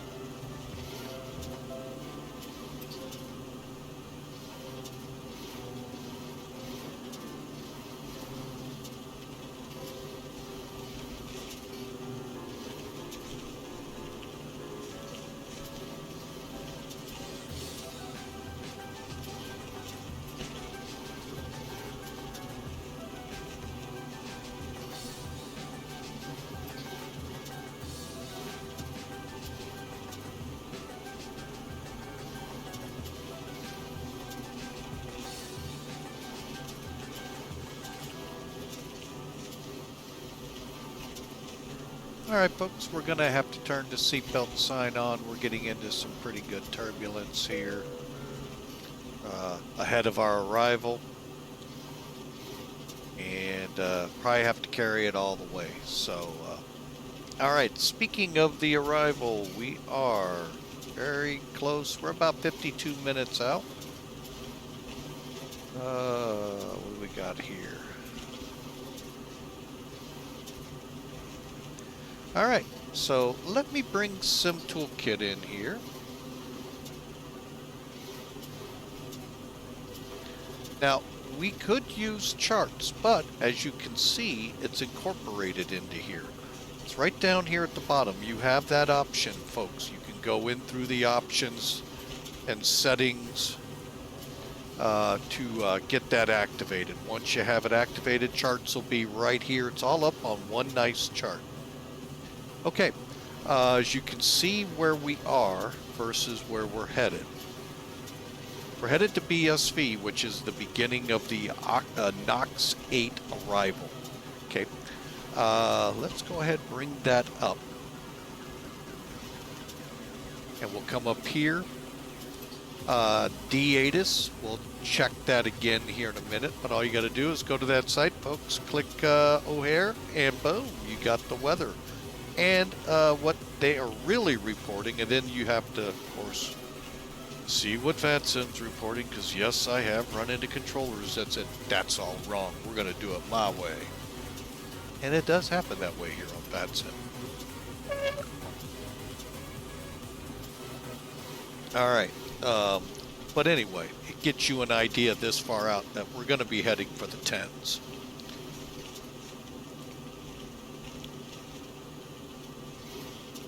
Alright, altitude 680 feet, inches of mercury is what the altitude show here, and transition 18,000, standard US. Radar required from BSV to KU Key, which is right here. And let's see, once we get to Oxy, it's Oxy radial 345 to style, then 340 with vectors to our runway. So ought to be fun, folks. Not a huge fan. They've given me some problems in the past, O'Hare. To the tune that a lot of times I don't stay online with them, just because been some really bad experiences on VATSIM with them. Second in line only to Oakland and then Los Angeles. So those are three that I'm very leery of. Hopefully we get better service today. If not, we'll just disconnect. I'm not going to play like I did once. It was bad. Hence why VATSIM needs to really, really pay attention. But that was the past. Today is a different day. Alright, so we're going to come off BSV. Head to Kuki, Cooley, Span, Watson, Knox, VOR. Pretty simple stuff, folks. That's the easy stuff. Come off Knox. Again, this can actually all be flown. You guessed it, VOR to VOR. You don't have to be on the FMS. Matter of fact, once we probably get to a point here, it's going to be silly, because obviously its style will turn to 340, and we're on vectors at that point, folks. What they vector us around, good Lord help us. You could do this. You'll go 286 to Cooley, 275 the rest of the way into Ox. Then I call it Ox, it's Knox. Then 345 up. Now, big thing to note here, 20 nautical miles off the OXI VOR, turbojets. That would be us in more ways than one. 12,000 feet, hard altitude. Okay, so we'll plan our descent plus 20 and back. Okay. Now, once we get through all the vectoring and rigmarole they're going to put us through in O'Hare, we're coming in on the localizer ILS runway 10 center. There's our D-ATIS, ATIS approach tower and all that good stuff. Okay, our ILS is 108.95. We'll have to set that, set our final approach course at 93. Expect Ray. Ray is 4.8 miles from the localizer, 2,300 feet. That's 1,630 feet above the ground. So now our minimums, our minimum descent altitude is 869 MSL, or 200 feet on the radar altimeter. Okay, special instructions from Gibbons, which would be way out here. It's RNAV 1 GPS required. We're not going that far out. I plan to turn in around Ruda. R1 GPS required, radar required, DME and radar required. Simultaneous approaches could be occurring. Rare to see them in VATSIM, but they do happen. And visual glide slope versus ILS glide path may not match. Once you're visual on the plane, you follow the PAPIs. Finally, transition we know is 18,000. All right, so we're going to be coming up around in here somewhere. Somewhere in here, they're going to turn us in to join the localizer for 10 Charlie. Okay. Once they do that, we're on, we'll be in on tower, then ground, and yeah. So we'll see how it all works. But that's how it's going to be. Basically, coming across here, make our turn, and it's a, hopefully they do it right, get us on a 45 in. Who knows? But we'll probably be coming across at 9,000, mainly to help us stay above Midway's airspace, and then we'll start our descent down where we can turn in to hit Ruda, Sharn, or Peepaw. Worst case scenario, Kayla, which is 20 miles out. Okay, down here gives us an idea from Ray to the missed approach point. I think we're going to be at about 140, so expect about a 743 foot a minute descent. 2 minutes-ish, 2 minutes 9 seconds, by the way, to that point. That's what this is all about down here, folks. Really good information, gives you the glide path, gives you the time. ALSF, 2 PAPIs on the left, 4,000, and then here's our missed approach. Okay. Finally, our minimums. ILS, 869. We already discussed. 200 on the radar. 18 is our RVR that we can take minimum, or a half mile. Either one, we're good to go, and above. If it's below 18 or below half a mile, we may have to switch to Cat 2, and we'll decide that at that point. If the touchdown and lights are out, granted you see the RVR goes up, however, with flight director, autopilot, or HUD, it stays at 18. That helps. Okay, so that's our charts, folks. Like I said, pretty cool that this is built into SimToolkit. Coming up on BSV, by the way. And we'll go ahead and zoom it down. There you go. That way we can kind of see our fixes and that. Now what I'm going to do is figure out our top of descent. We got to come from 30 to 12.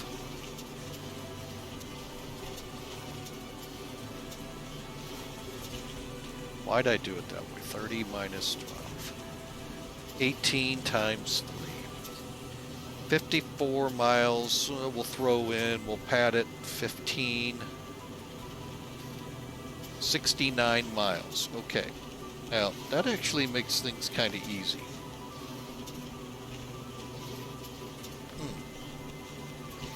All right, so let me bring Sim Toolkit back up again. Let's bring up our charts, especially the NOx. Okay, so I said, let's call it 70. It's an easy number. It's 20 miles. We'll call that 2748 miles. Call that out to 20 more, 68 miles. So really, between the 52-mile run from Cooley to Span, about just before Span, we'll start our descent, so that we make 12,000. We'll do it at about 2,000 to 2,300 feet a minute. We'll kind of gauge it. We don't have that nice nav display, folks, that the new airplanes have to tell us, oh, look, the ARC is telling us we're good. We don't have that. This is all, you know, we got to watch what we're doing. We got to basically come across NOx, I would say 14,000, 15,000-ish to make that number. So maybe less, or maybe more, sorry. That might be as high as 18, but that'd be pushing it in my book. All right, 8 miles coming over. All right, so I'm going to go ahead and for now, I think I have NOx loaded.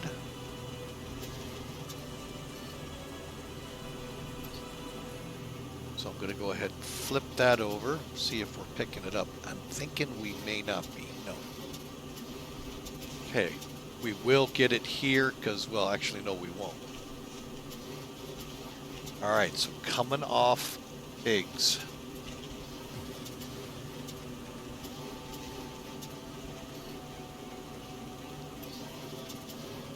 Biggs, 1, 2, 4, okay.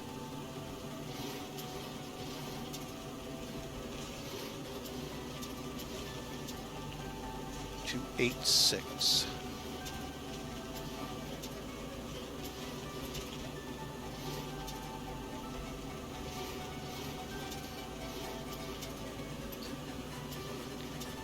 Of course, I love when the control wheel gets in the way.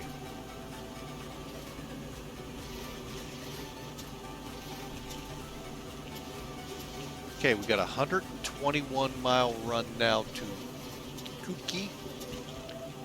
Then 275 for about 16 miles. And then we'll be again to watch into Span. We're talking less than 5 miles, folks.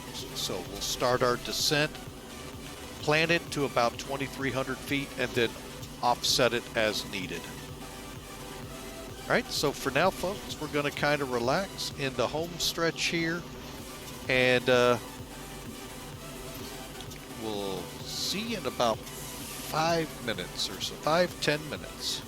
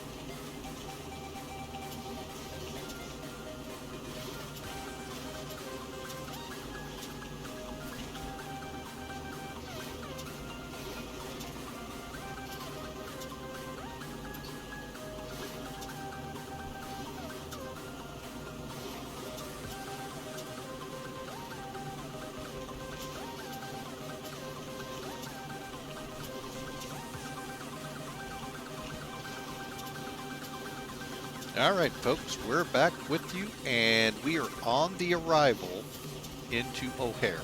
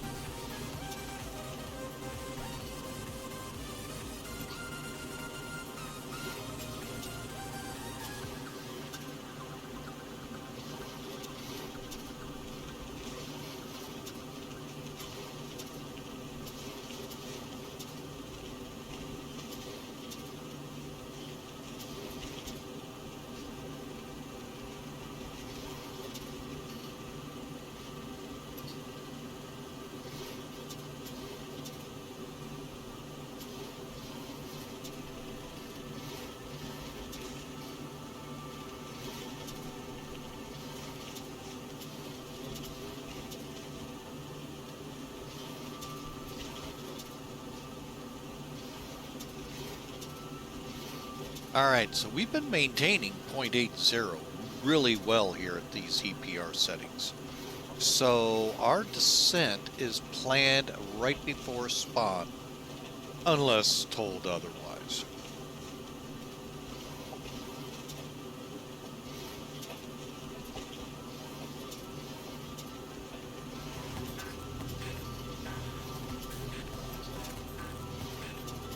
Kind of look ahead here. This is where Sim Toolkit comes in handy, folks.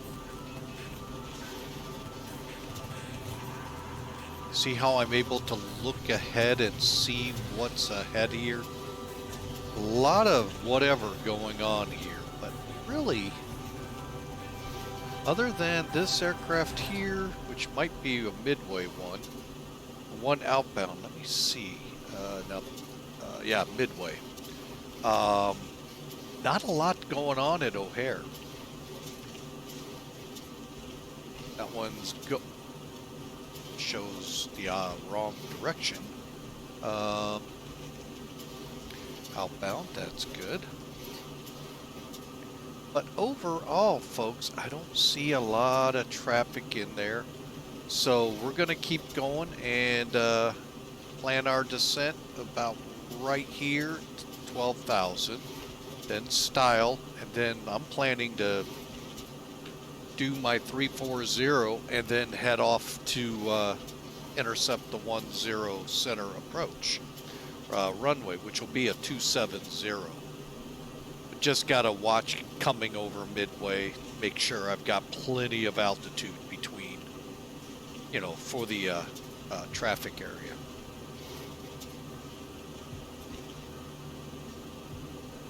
All right, ooh, getting fast now, so let's bank it, pull it back.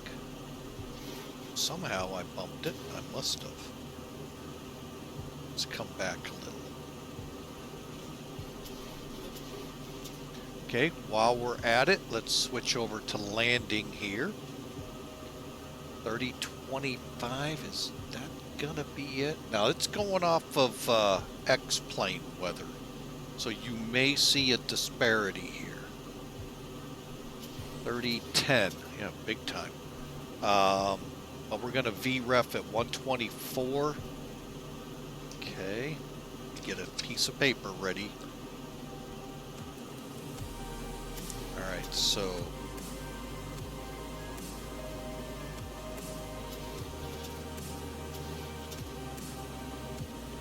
124.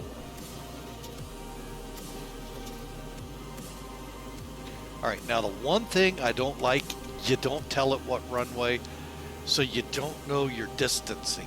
How much room do I need? And on a, I think it's a 9,000 foot runway, I don't think we have much to worry about here, folks.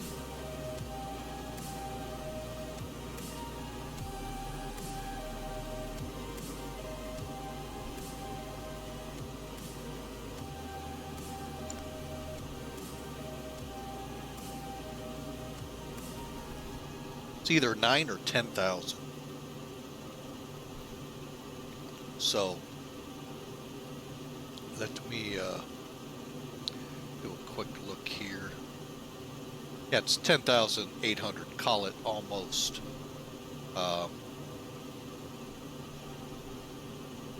11,000. So plenty of runway. Oh, excuse me, folks. My nose has been in total drain for the last 2 days. So probably something to do with some high-flying balloon that Snoopy shot down a couple days ago.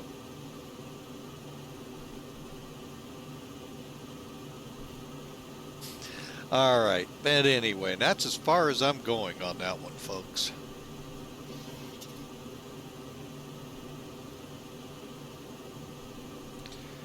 All right, so we are 35 miles. Like I said, part of me is thinking about taking over and flying this VOR to VOR.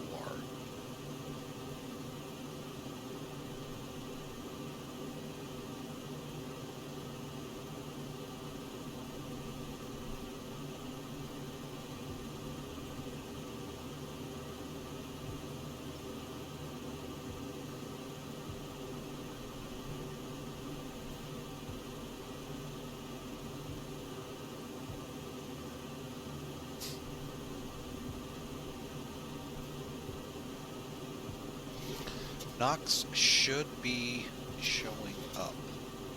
So hang on, let's check. Okay, I do show Knox.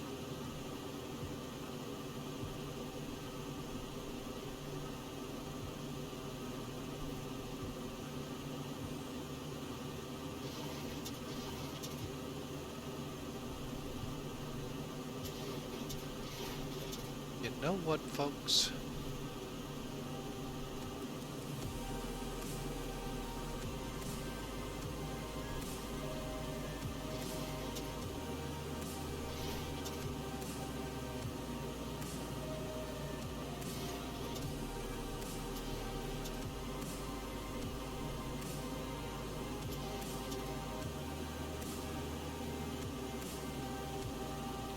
Get this set.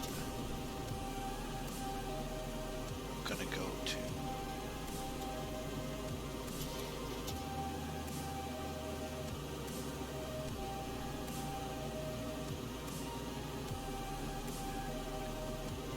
.286.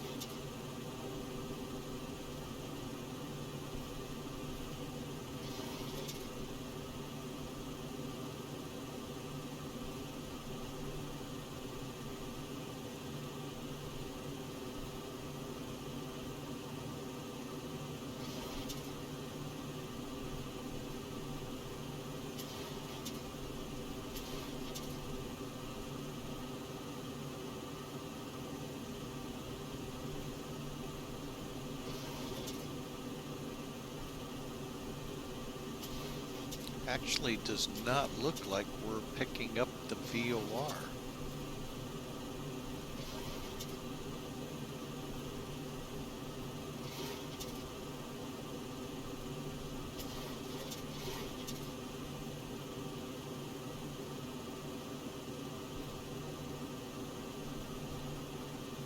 Okay, so what I'm going to do is set up 15.6 over here. Should be in 10 miles. We'll be over Kirkuk.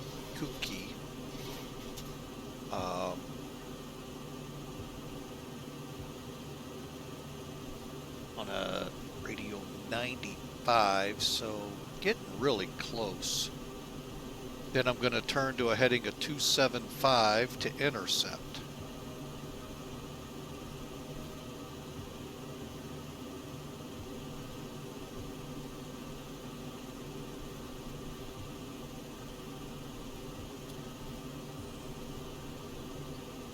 Okay, we're looking for 275.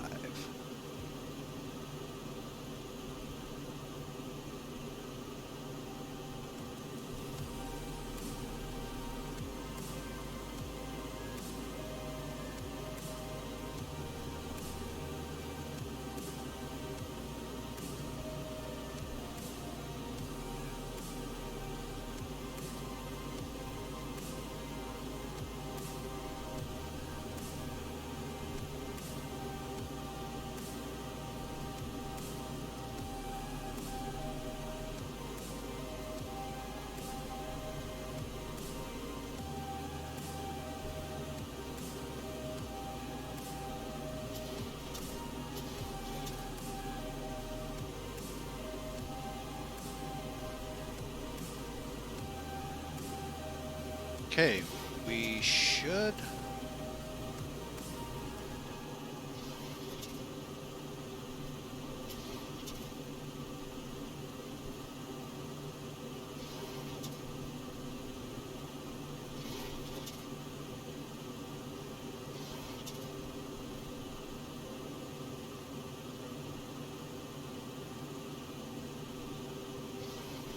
Okay, getting a little slow. Let's push in a little bit on the power.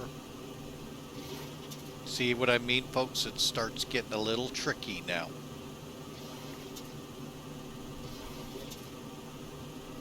Okay.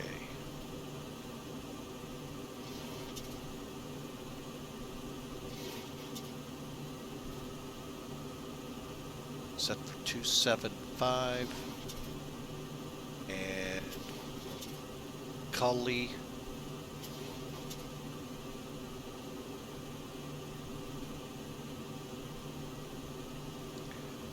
All right, so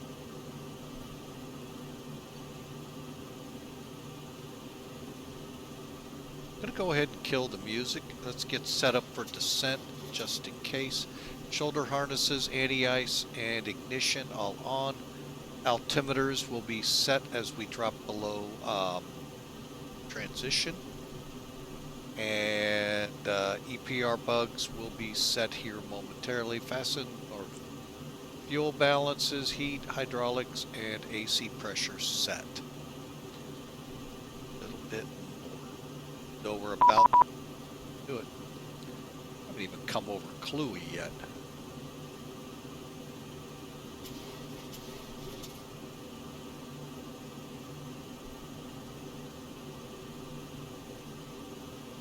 So much for the 2-hour rule that VATSIM used to have in place for controllers being up. Alright, so let's get over there. And first going to R.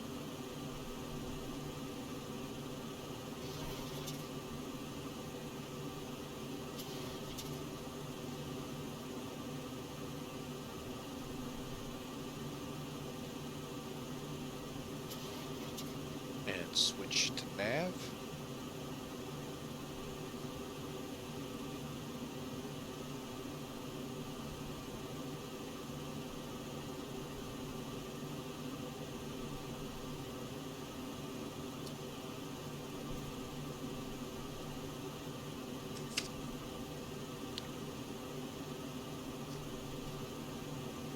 Delta 741, radar contact 30 miles west of the Volk VOR.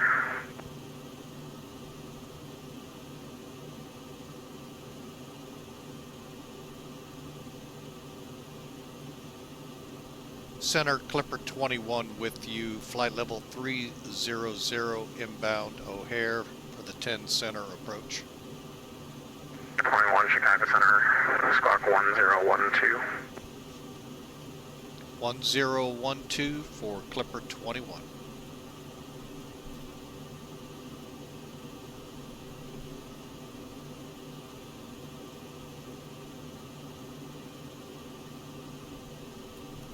Chicago Center, November 432, Charlie Hotel, ready for tech. First 101, you're ready to contact 20 miles northeast of the Fort Wayne VOR. Advise, ready for a new route. I have one for you. We're ready for the new route, Clipper 2-1. 2-1, you're cleared to the O'Hare Airport via direct Boone, Bravo, Oscar, Oscar, November, Echo to join the Week 5 arrival.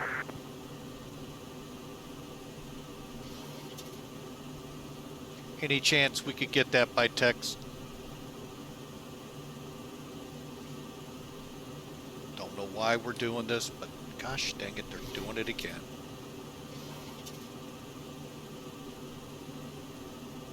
He said something about a different arrival. 432 Charlie Hotel, runway 14 taxi via Charlie Alpha, cross runway 21 and 32. Okay, taxi via Charlie Alpha, cross runway 21, cross 32 to Charlie Alpha. To Charlie Hotel, you can cross runway 18 as well. Say again for 2 Charlie Hotel. Cross runway 18 as well. Okay, cross runway 18 as well for 2 Charlie Hotel.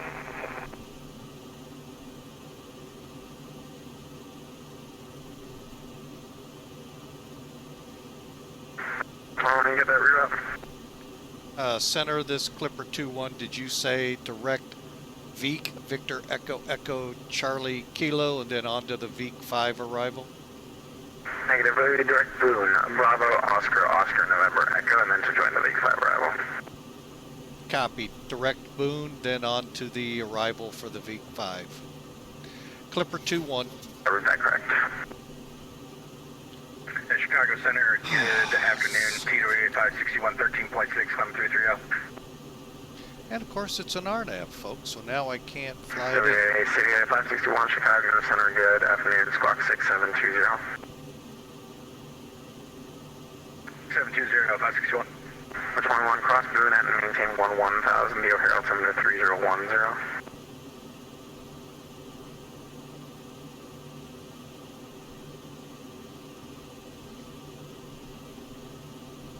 Chicago Center, Southwest 204 with you at 10,000, climbing flight level 13. 204, Chicago Center, climb maintain flight level 340, Oh, that's leaving funny. actually resume normal speed. Climb maintain flight level 10 360, resume normal speed, Southwest 204. 21, did you get that? Cross Boone and maintain 1000, the O'Hare altimeter 3010.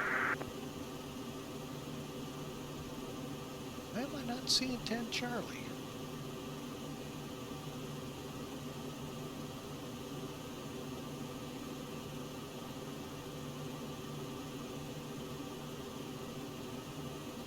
Oh well, we're gonna just...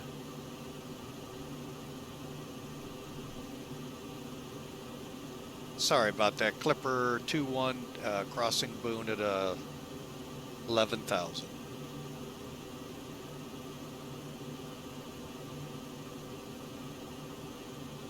Clipper 2-1 copies Boone 11,000. Keep. Well, crud. 777 Charlie X-ray pilot situation, cross jacks at maintain 13,000, the Indy altimeter 3019. Roger PD at down to 130,000 at jacks, and got the altimeter, 7 Charlie X-ray.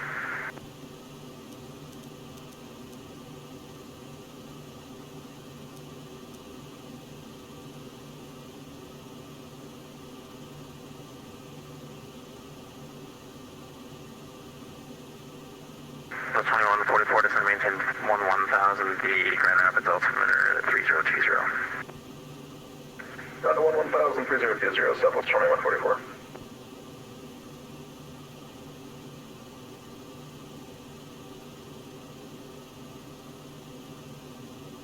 So 2144. Southwest 2144, you want to start an approach? I can give you maybe, let's think about 8 left, or 8 right. We're already set up for 8 right, so if possible, we'll take that. Expect 8 right.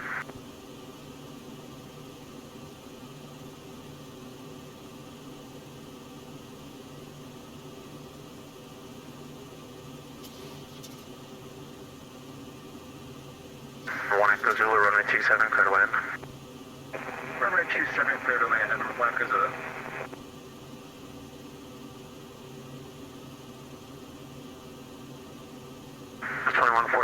heading 360 vectors, final approach course. Heading at 360, Southwest 2144.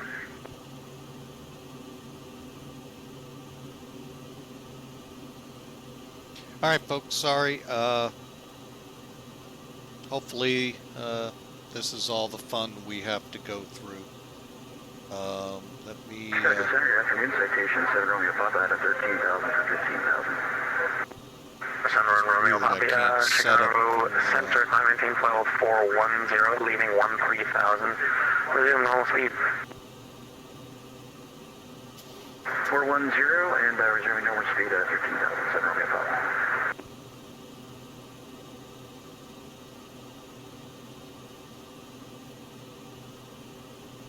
10.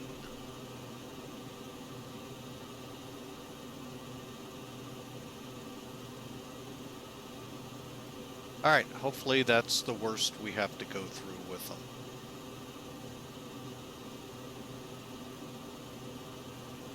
All right, folks, so we are descending. Currently, let's get our speeds recalculated. 123 works for me. Set them. Okay, and our bugs are now set. And we are descending, folks, via now the VEEK 3. Yes, I put it in my airplane notes that we could RNAV, and he took it.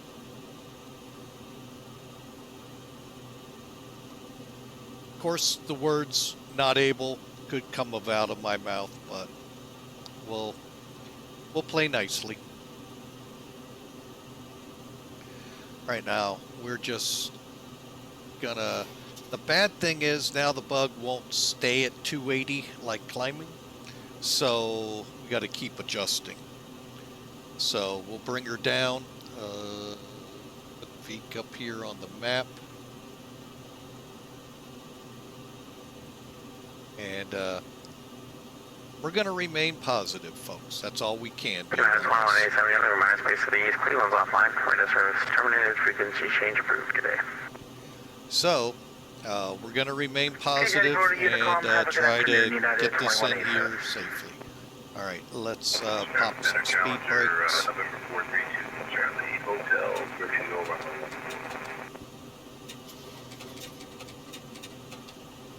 November 432, Charlie Hotel, runway 14, clear for takeoff, fly, heading 160. Can't believe just how clear it is up here in northern Illinois. Boy, when I drove a truck in the wintertime, that was hard to find the sun sometimes. That, whatever that condition is, that sun depredation, that was a big thing up here. So let's proactively get ourselves over here set for the tower. Hello, area 6501 heavy, passing 14,000 to 15 direct to E8. Yeah, 6501 heavy, Chicago Center, climb maintain level 390, resume normal speed. 390, normal speed, area 6501 heavy. We're 777 Charlie, actually, what was that? Like be off freak, check back on in a couple minutes. Yeah, no worries, just gotta make sure you continue your descent down the 13,000. Roger that. All right, folks, so we're descending through 21,000, just kind of guesstimating out. I think we're going to hit 11,000 at the right numbers. And I'm going to be at 250, which is interesting because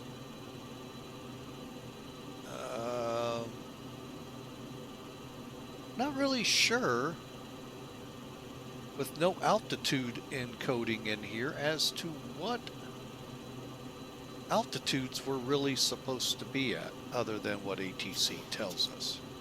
And I'm not meaning that negative, no. By that I mean, folks, I don't have a way to judge what's next. So,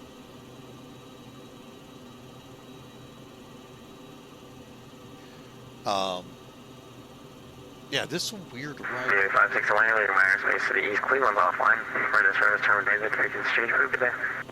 Now the good thing is I just happened to look at the Roger, map Recon here. 22A for, Knox is dead ahead. 561, get it.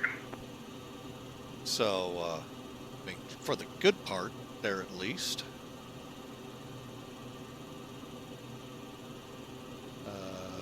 So yeah, if we come up here, we'll see that if I center us up on our heading.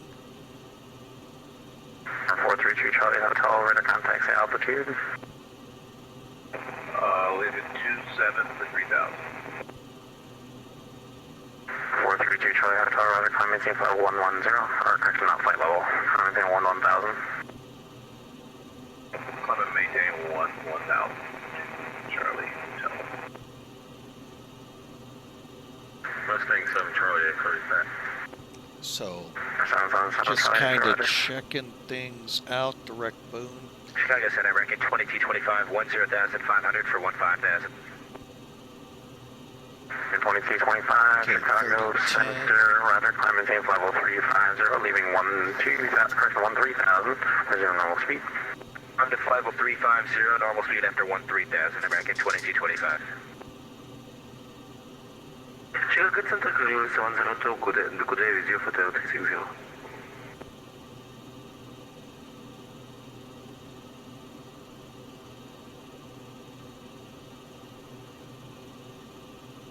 Okay, we're gonna need some. Galaxy Center, Chicago Center. Galaxy 702, Chicago Center. Mark 3711. Oh, I didn't.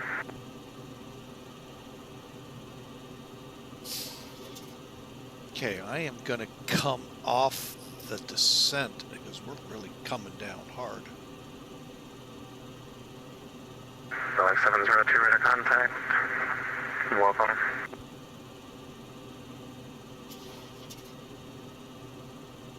Repeat, Galaxy 702.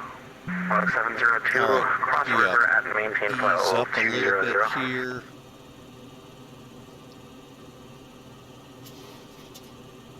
Galaxy 702, top of descent in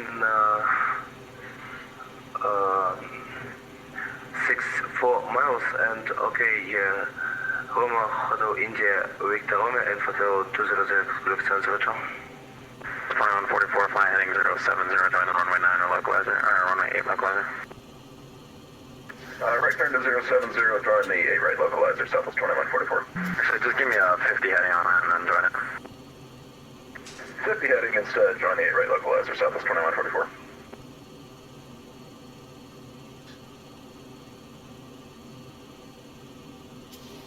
The 2144 is 10 miles from Jake's, cross Jake's 3000, clear ILS from the 8 right approach. Jake's at 3, cleared the ILS 8 right approach, Southwest 2144. Chicago Center, November 2 Charlie Hotel. 2 Charlie Hotel, go ahead. Can we resume normal navigation? Number 2 Charlie Hotel, clear direct to Janesville. Clear direct to Janesville for 2 Charlie Hotel. 702, you can descend whenever you want, just cross river at maintain flight level 200. Alright, so we're gonna end up at 11,000 for about 607 Charlie, 20 that's where miles. you want to start now.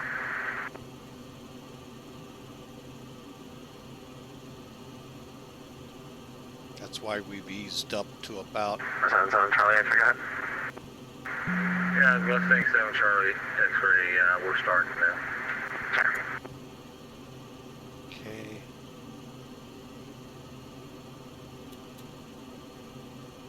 2144, wind 090 at 7, runway 8 right, clear to land. 8 right, clear to land, Southwest 2144. Oh, that's midway, I think. No, I don't think they have 8s. Chicago Center, November 1 after Zulu, request taxi to the FBO, rush. Alright, Zulu traffic, taxi your discretion this frequency, good day. Roger, my discretion is frequency 3 ATC, left is over. For 21, contact approach 119.0. What's that for? 21, contact approach 119.0. Over. Oop. Over to approach Clipper 21 at 19.0. 7 Charlie, after you leave airspace to the south, Indy's offline. Radar service terminated. Frequency change, good day. Good day, sir.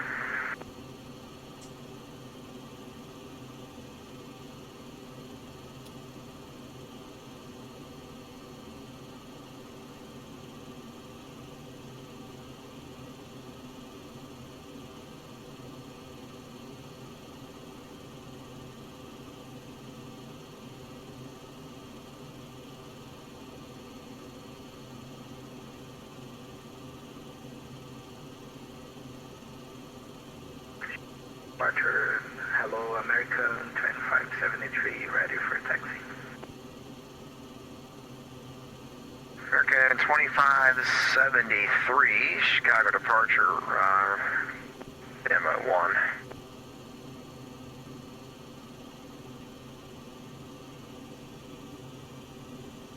American 2573, runway 10 left at Delta, Delta, taxi via Alpha, Alpha Niner, Kilo 3, Kilo, Delta, Delta.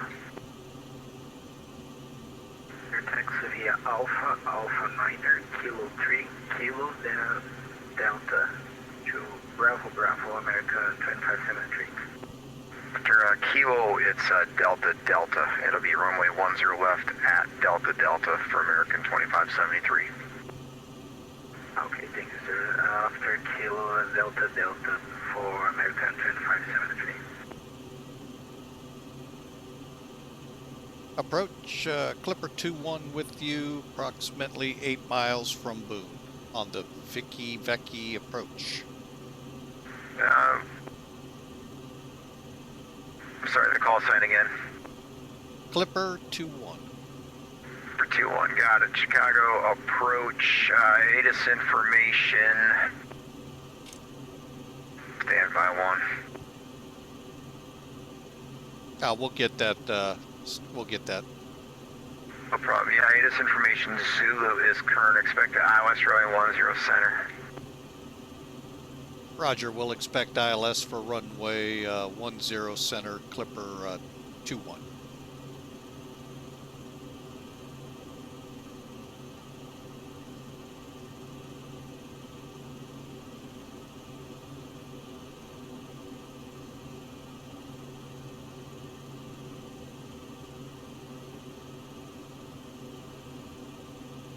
And approach Clipper 21, we have Zulu for 10 center.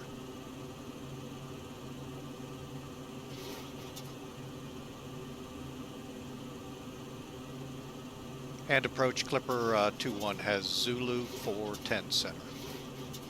21, Roger, thank you.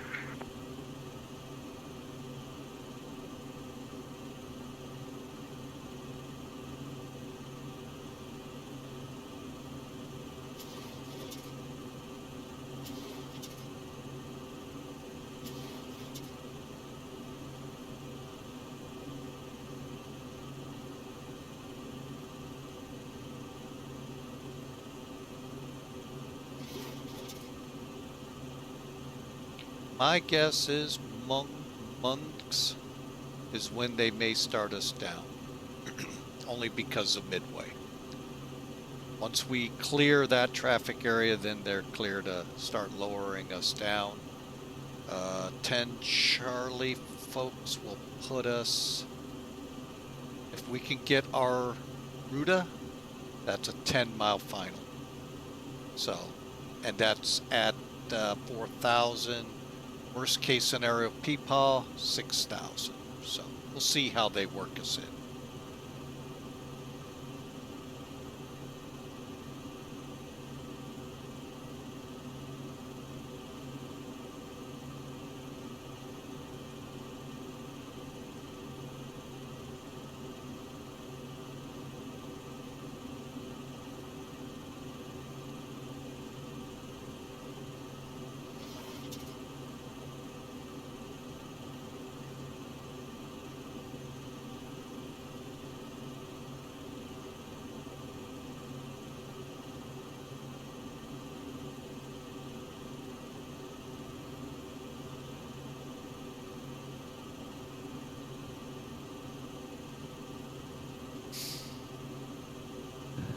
Oh my goodness.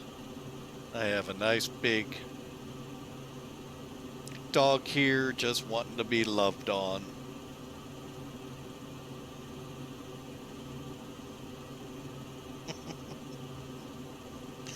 This doesn't get enough. He's so funny. Alright folks, I'm back with you. Enjoying that little time.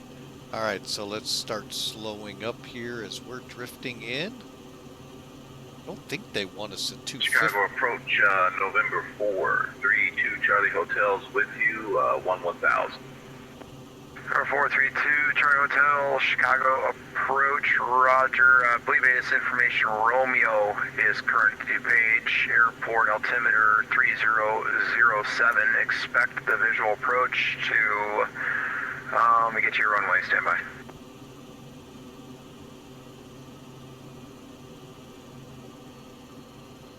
We'll go ahead and start slowing up the easy Expect way. the visual to runway 20 right. Alright, we'll spec the visual to runway 20 right, and we'll pick up information Romeo for 2 Charlie Hotel. November 174 Kilo, request IFR clearance is filed from Aurora. November, was it 17, give me the full call sign, please. Apologies, November 174 Kilo. November 174 Kilo, roger, clearance on request, standby.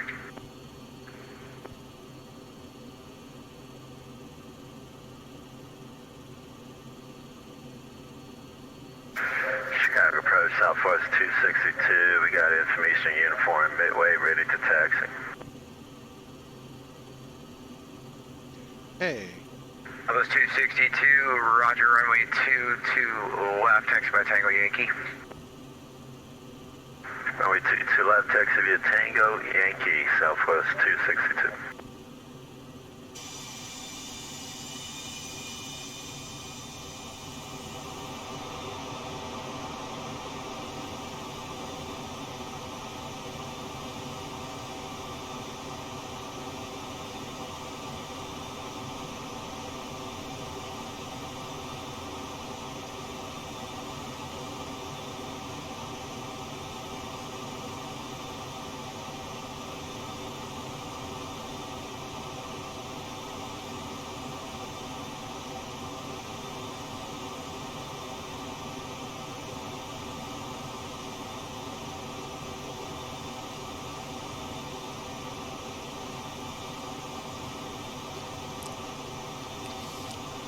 Alright folks, sorry about that. The dog that was wanting to be loved on was trying to steal the wife's popcorn afterwards. So we had to make an emergency break there. What's going on?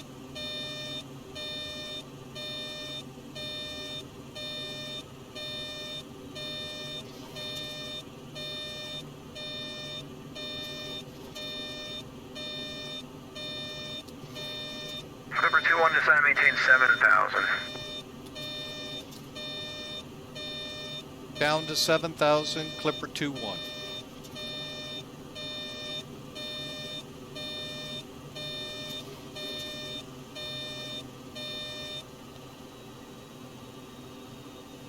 I accidentally kicked the flaps. What?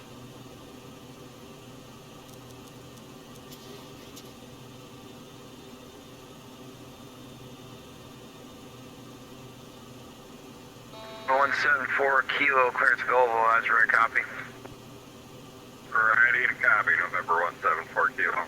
74 Kilo, cleared to the Bravo Juliet Charlie Airport via the OBean 3 departure, OBean transition, then is filed, maintain 3,000, expect hold 26010 minutes after departure, this frequency and squawk 567 Okay, we're cleared to the airport as filed. We're going to fly the OBean 3 departure as filed, flight 3000. Expect flight level 26, 10 minutes after. Departure frequency is going to be with you, sir. Squawk 567. 673 for November 174 Kilo. For 174 Kilo, reback correct.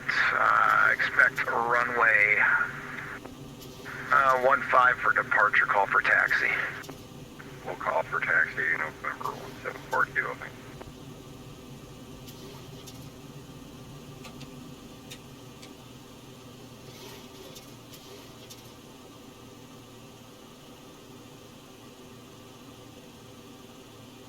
All right, let's go ahead. I'm going to go ahead and punch in the numbers. 10895.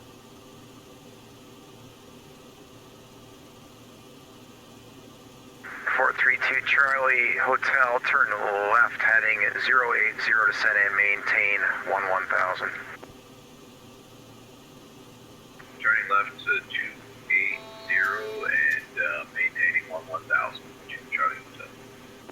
Charlie Hotel, it'll be a left turn heading 080.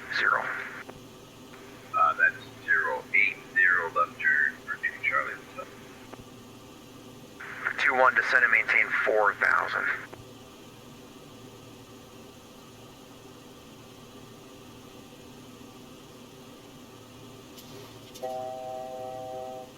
Number 21, descend and maintain 4,000.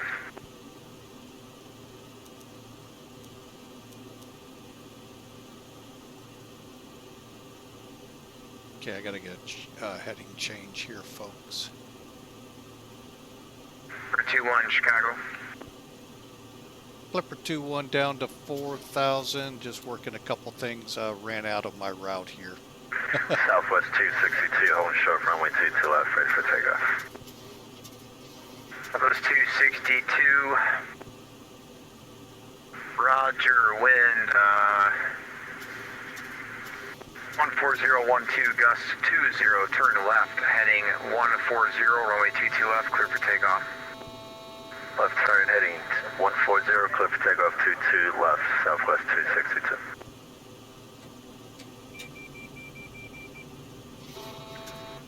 Call for taxi November 174 Kilo.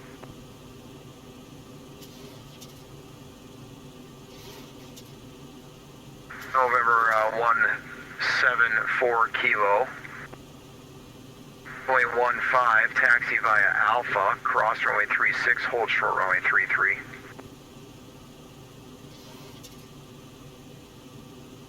Okay, we'll cross, or we'll taxi runway 15 via Alpha, cross 36, hold short runway 33, November 174 Kilo. Yeah, I went the long way. Doggone it. We need runway. Number 21, radio check, Chicago. Loud and clear, Clipper 21. Number 21, fly heading 270, descend and maintain 4,000. 270 down to 4,000, Clipper 21.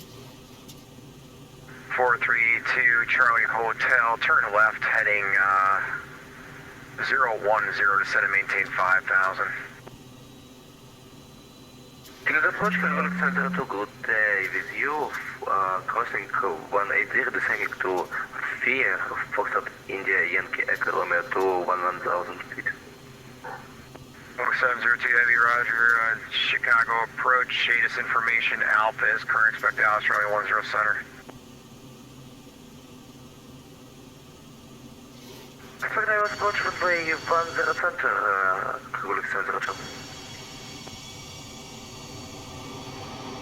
Chicago Center, November 432 Charlie Hotel. We're turning left to 010, descending 5,000. Perfect.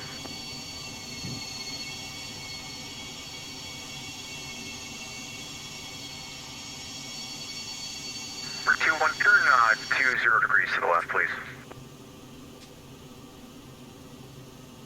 20 degrees to the left for Clipper 21. Chicago departure, November 93 Delta I was Sierra. trying VFR to do report. in the beginning, sir. 93 Delta Sierra, go ahead. November 93 Delta Sierra, a TBM 9, slant Lima, flight following to Milwaukee at 6,500 with Alpha at signature.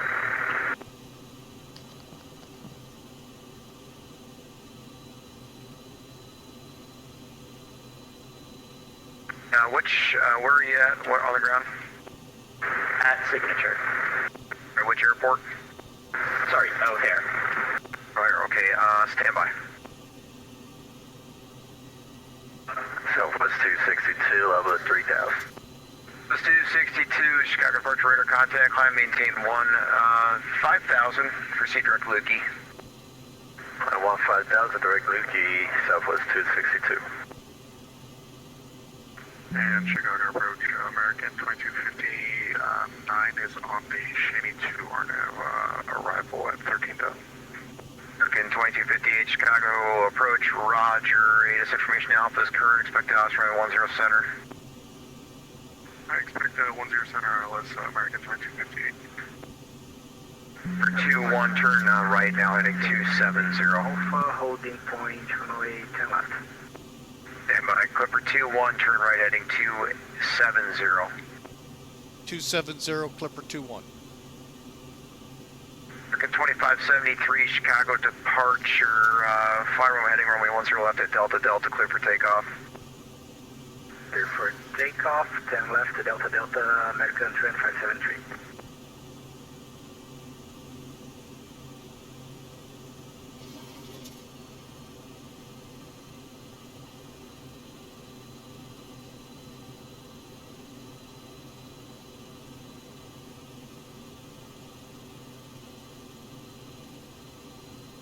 Earth 93 Delta Sierra Squawk 5101 and call me ready for taxi. You can expect runway 9 center at Foxtrot Foxtrot. Squawk 5101, call you for taxi, expecting 9 center at Foxtrot Foxtrot, 93 Delta Sierra. Number 432 Charlie Hotel, turn right heading 050, descend and maintain 3000. How far out is he gonna take us? Right, 050, descend and maintain 3000 to Charlie Hotel. 2-1, turn right heading 360, vectors final approach course.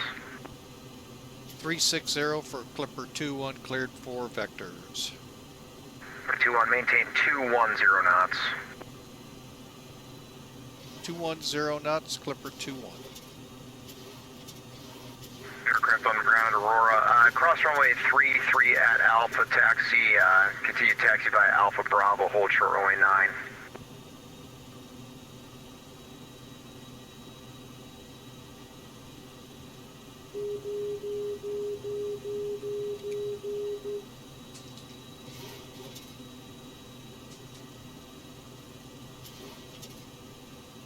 For 2-1, continue the right-hand turn heading 080, intercept the localizer, runway 10 center.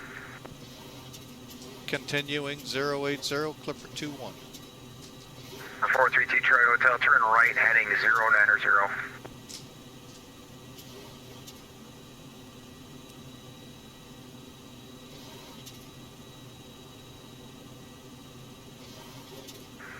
Charlie Hotel, turn right heading 090.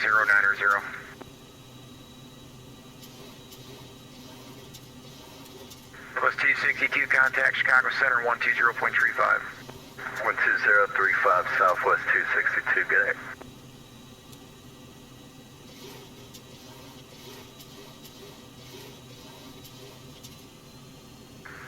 Charlie Hotel, you got Chicago?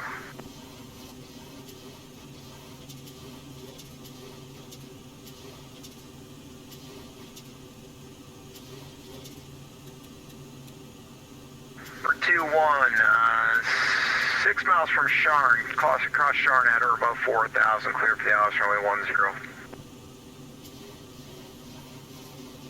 Cleared for the approach, Clipper 2-1, at or above 4,000 Sharn.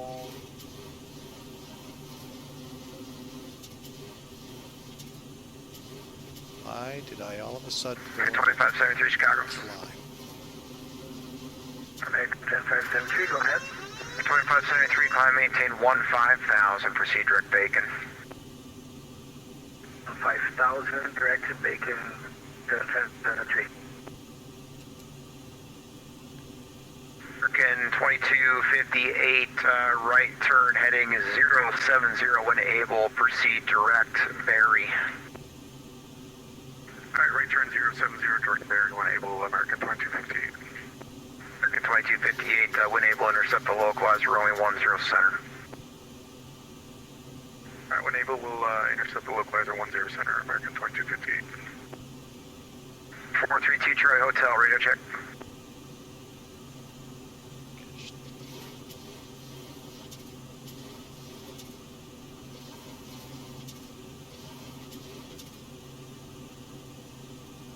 TBM 3 Delta Sierra, ready for taxi at Signature at O'Hare with Alpha. We'll need a run up.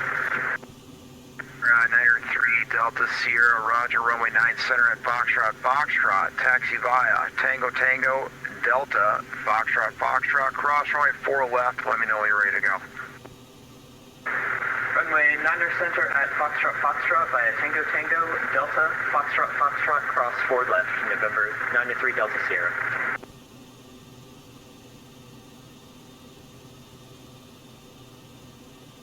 Chicago Center, 2 Charlie Hotel. Alright. Watch for a stuck mic there, guys. Number 432 Charlie Hotel. Turn right, heading 180. The DePage Airport will be at, the turn will be at your 12 o'clock and 15 miles. Report the airport in sight. We're turning right to 180. We'll look for the airport report in sight in Charlie Hotel. Approach Clipper 2-1 has a runway in sight. 2-1, clear for the visual, runway 10 center, and runway 10 center, clear to land. Clear to land 10 center, Clipper 2-1.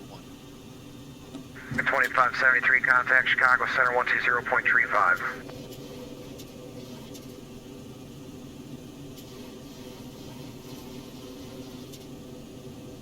American 2573, contact Chicago Center 120.35. 120.35, American 2573. It's 120.35. 2035, thank you, sir.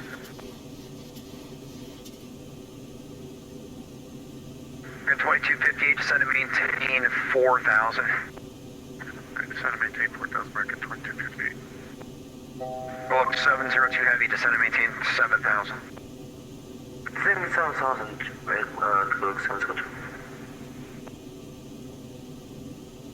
Approach below, this is Charlie Delta, Charlie Lima, Victor Lima with you descending. Project Delta Charlie Lima, Victor Lima, Midway, I'm sorry, Chicago approach. Midway ATIS information. Standby 1. Information Victor is current, expect the RNAV Yankee, runway 22 left.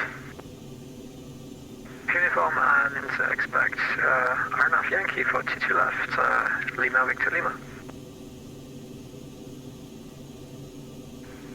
November 174 Kilo holding short, runway 3 at Alpha. Roger, stand by, let me find you here. request direct on final.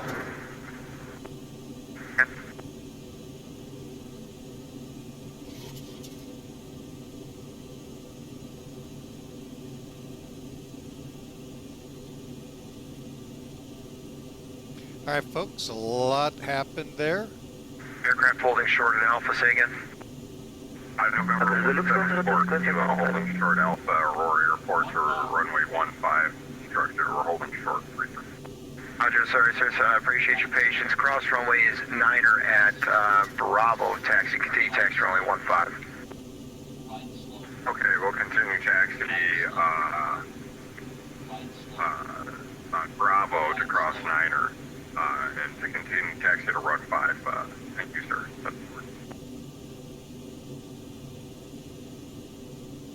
Sure, the looks on the request at 25 request for 10 center. Is that American 2258?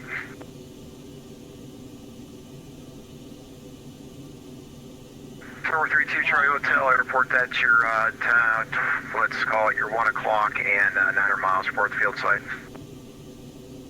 I'll report the field in sight, 42 Charlie Hotel. The looks on the request check on final runway. Cargo 702 heavy, just fly the heading 270, maintain 4,000. 270 and descending 4,000, Rolex 102.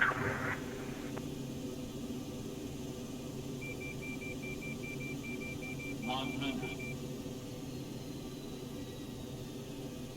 50, 40, 30, 20, 10.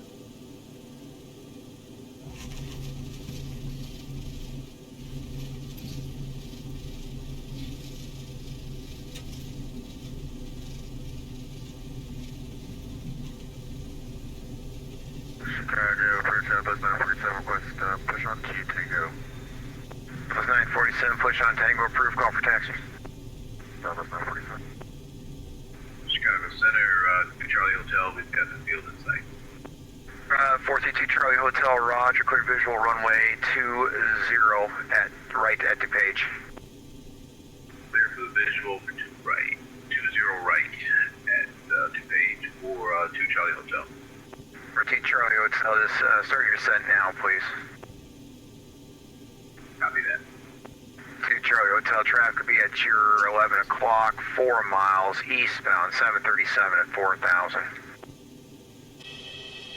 We'll look at traffic at 2 Charlie Hotel. American 2258, 6 miles from Ruta, cross Ruta at 4,000, clear for the ILS runway 10 center approach. Alright, cross Ruta at 4,000, clear for the 10 center approach, American 2258. American 2258, traffic for you will be at your 9 to 10 o'clock, southbound Challenger at 3,000 into DuPage.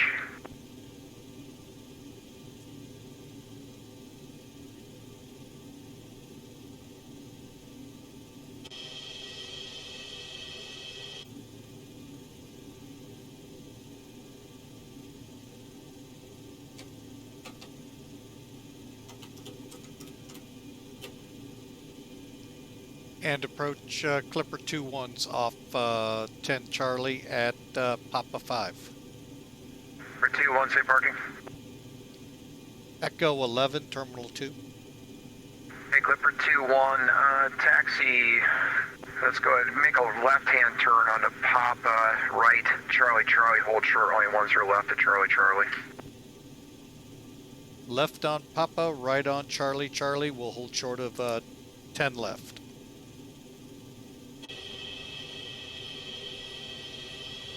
Number 174 Kilo, holding short, Bravo, runway 15.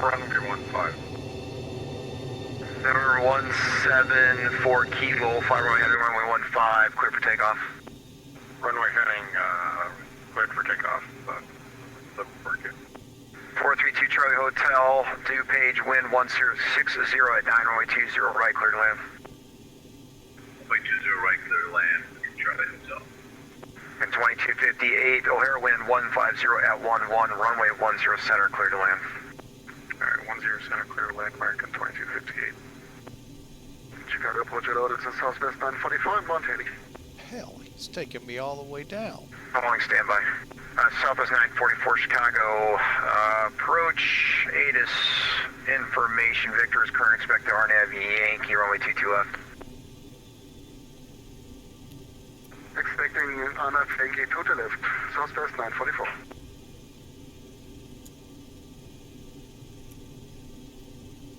Letter Delta, Charlie Lima, Victor Lima, proceed direct sales, cross sales at 3,000, cleared RNAV Yankee, runway 22 left.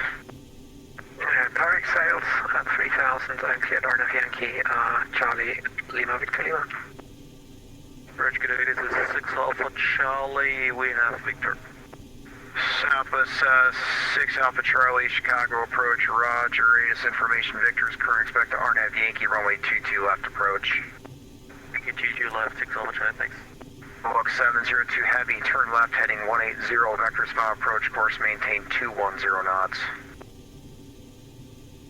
210 knots and left heading 120, air crew 702. 903 Delta Sierra, ready to go? Affirmative. 903 Delta Sierra, fly runway heading runway 10 left at Delta, Delta, clear for takeoff. 9 left at Delta, Delta. Remember 3 Delta Sierra, are we cleared into the Bravo? Number 3 Delta Sierra A firm, cleared into Class Bravo airspace. Roger, cleared into the Class Bravo airspace and runway 9 center at Foxtrot, Foxtrot, cleared for takeoff, fly runway heading.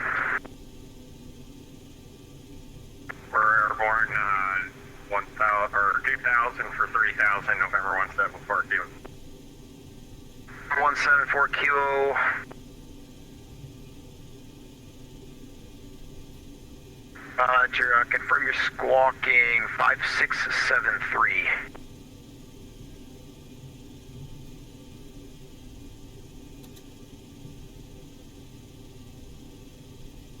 Block 702 heavy, turn left, heading 100, intercept the localizer for only 10 center. Heading 100 and localizer runway 10 center. Repeat, 702. 5673 for November 174 kilo. 174 kilo, roger, radar contact, climb and maintain 15,000, proceed direct Ovine. Direct Ovine 15,000 for 74 kilo, thank you.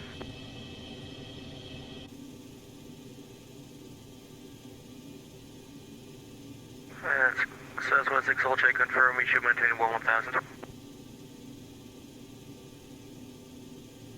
Cross Haley at 6,000.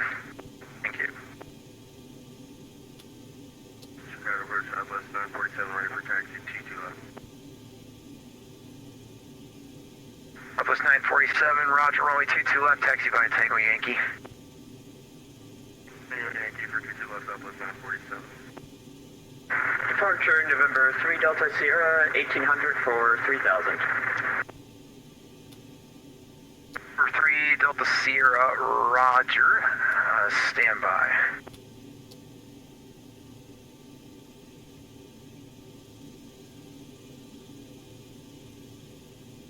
Southwest 944, proceed direct sales, cross sales at 3,000.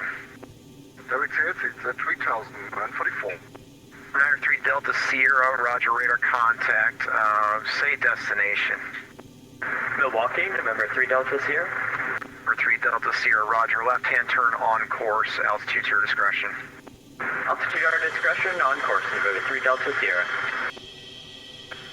Clipper 21, apologies, cross runway 10 left at Charlie Charlie, taxi to the terminal via Charlie Charlie and Lima. Clipper 2-1 cleared to cross 10 left, Charlie Charlie to Lima to Terminal 2. Clipper 2-1.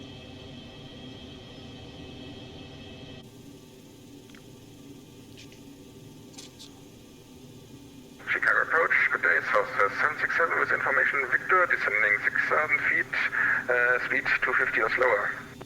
767, Chicago approach, roger, ATIS information Victor's, current expect RNAV Yankee, runway 22 left. Victor, now Yankee, 22 left, Southwest 767. And folks, you're beginning to learn why I don't come to O'Hare very often. Deluxe 702 heavy, 1 mile from Ruta, cross Ruta 4000, clear to ILS, runway 10 center approach. Sometimes the FMCs don't load right. If you don't have 10 Charlie, it's not going to load. And Chicago Center, American 2258 is clear of 10 center, holding short of 10 left for Hilo terminals. American 2258 left turn there, Papa right turn at Charlie Charlie, hold short, only 10 left. Alright, Papa, Charlie Charlie, hold short of 1 left for American 2258. Approach Clipper 2-1's off 10 left. For 2-1, roger, taxi to the terminal by Charlie Charlie and Lima. Charlie Charlie Lima to the terminal. Clipper 2-1. Lux 702 heavy, wind 15011, runway 10 center, That clear ain't to gonna land. work. We'll We'll make it Delta work. Charlie Lima, Victor Lima, midway wind 14012, gust 20, runway 22 left, clear to land. 2 left, Catalan, Delta Charlie Lima, Victor Lima. We'll make it work. He said to the terminal, we're going to the terminal. Why Plus 944, proceed direct sales, cross sales at 3000, cleared RNAV Yankee, runway 22 left. Direct sales has the 3000, then keep RNAV Yankee on 22 left. Southwest Maybe that is 944. Lima. November 174, kilo contact, Chicago Center 120.35. We're over to Chicago Center 20.35. Good day, sir. 74 kilo. Although Thank you. technically I could Yeah, Sparty Pants park over here or here since, well, probably this ramp Southwest wasn't there 947, back Roger, in the wind Pan Am days. 150 at 11. Because technically hold what short, crossing traffic's was on an old final. runway. One of the longest they had here at O'Hare.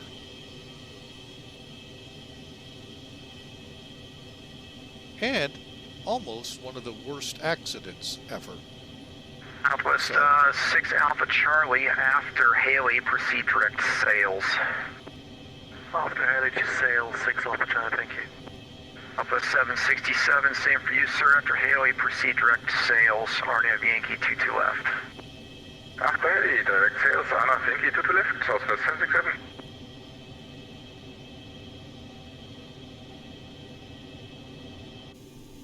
Chicago approach, Southwest 612, good day, passing level 1000, inbound Haley.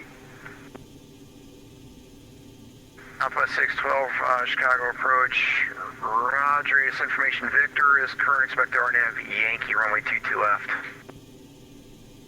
Victor is checked and expecting RNAV Yankee 22 left, Southwest 612.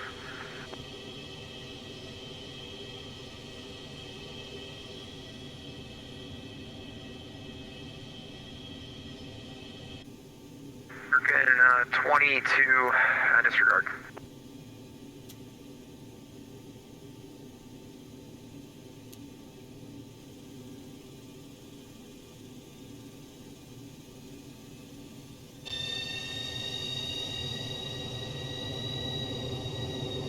Southwest 947, runway 22 left, line up and wait. Runway 22 left, Southwest 947.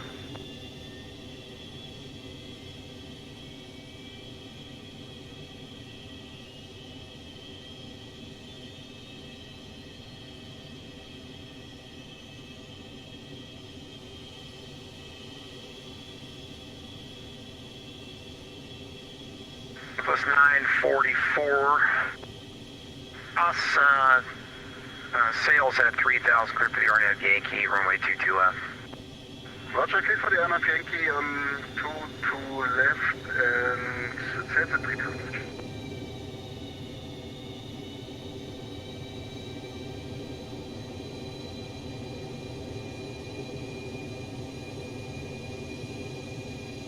Charlie Lima, Victor Lima, safe parking. We're going to the Yankee pad, Lima, Victor Lima.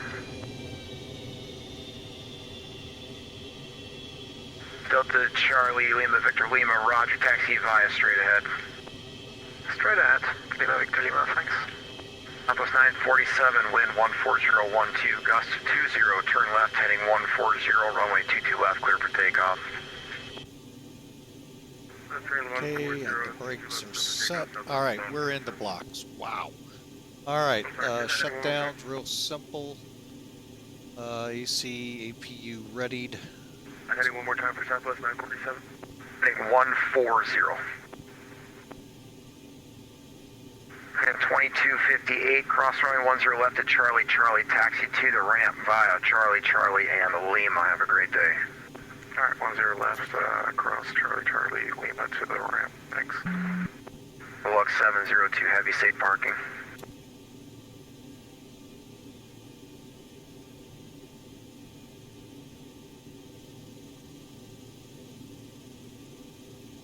Lux 702, heavy, safe parking.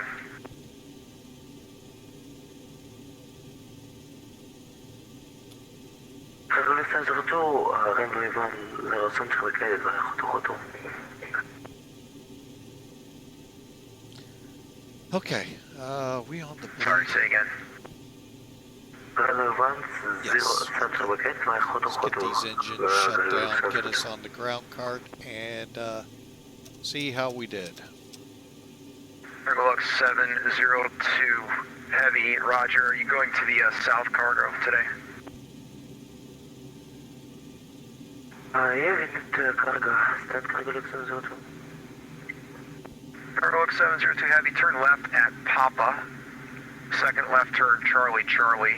Make it Bravo, Bravo, and hold short runway 10 center at Bravo, Bravo.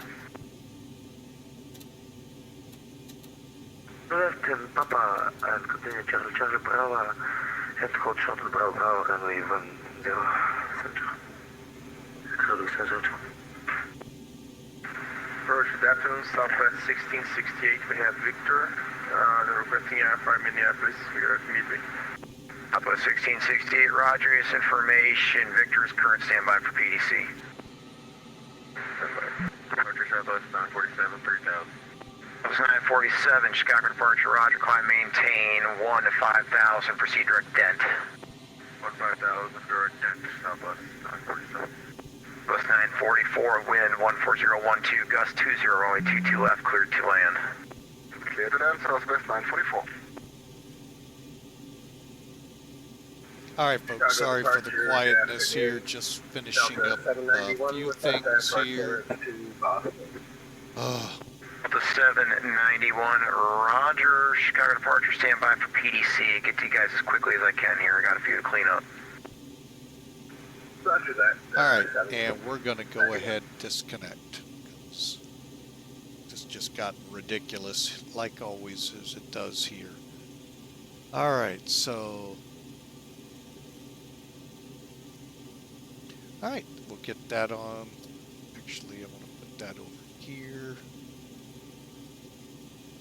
for the next flight.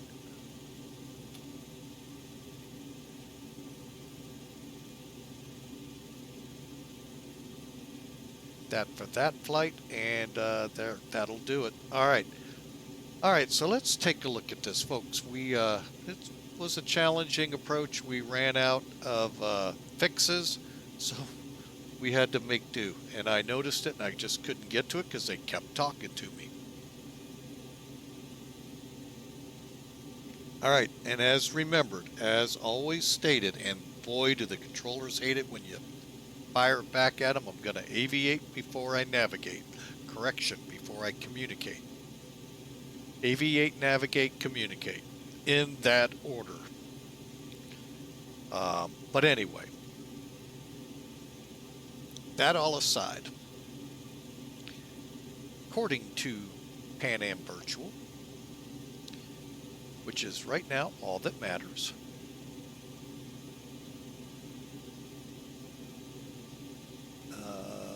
don't see a landing rate on that page. Success, and here dashboard needs me to log in, see if we got it taken care of. Oh, we sure did. Oh, landing rate 285. We'll take it. All right. Good deal. All right, so that takes care of what's going on here at Pan Am. Now, let's pull up our flight and see how we did. To do that, of course, we'll use Sim Toolkit. Now, remember how I told you we can plan the flight? We can monitor the flight? Well, we can evaluate the landing. How about that one, folks? Go here. Just on your logbook, click the flight you want to review, click View Details. It's going to bring up a quick snapshot. That's actually not a bad landing. And then you just do the full landing report. You're going to get all the metrics here. So that being all the numerical values. So you can see exactly how you did. 1, landed slow. 2, 332 feet a minute.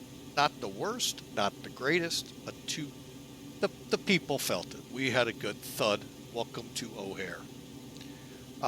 So that's all good, you know, all fine and dandy. But what we want to see is just one thing. This is right at the end. Actually, no, it's not. Oh, wait a minute. What runway are we on? 10 right. Okay. That explains a lot. I'm like, why are we left so much? Somehow it set us up for 10 right.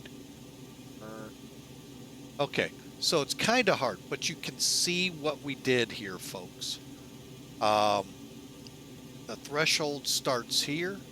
You don't land in the blast pad, folks, but the threshold's right at this white bar. These hashes are 500 feet down the runway apart. The landing zone ended right here, so we're real close to getting outside the landing zone. Now, looking here, we're dead smack on the center line, or very close off. Not bad. If I had to judge it, we're 1,000, 2,500 feet down the runway. Not bad. It's a 10,000, 11,000 foot runway, so that's not bad. Not good. We're in the landing zone. Makes it a plus. Just need to ease up on the, or put a little power in to help cushion it. All right, so hey, not a bad landing, folks. All right, let's get rid of Sim Toolkit.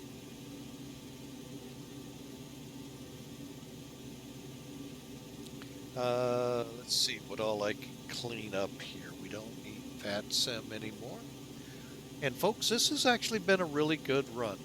I'm, going to go ahead and pull the jetway. I hope.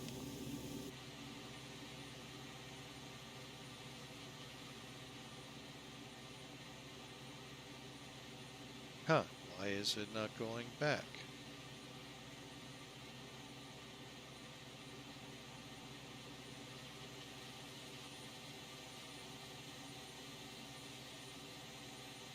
Okay, well, it's going to be what it's going to be.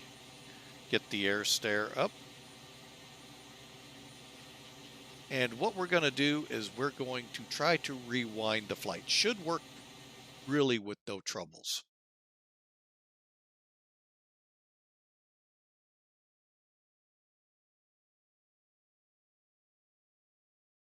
We're going to start here. If I'm not mistaken, this is our turn into the runway. We had a little bit of a problem here because it wasn't tuning to the runway yet. So bear with me here. We're going to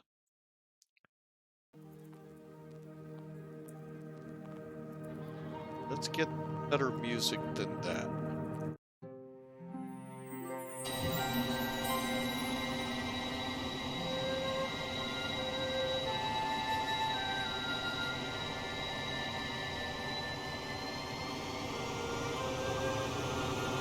Here's where we had some troubles. Where are we on heading? Okay, so we're coming in 93. Okay, so we are on the localizer. All right. And all of a sudden, we started a climb.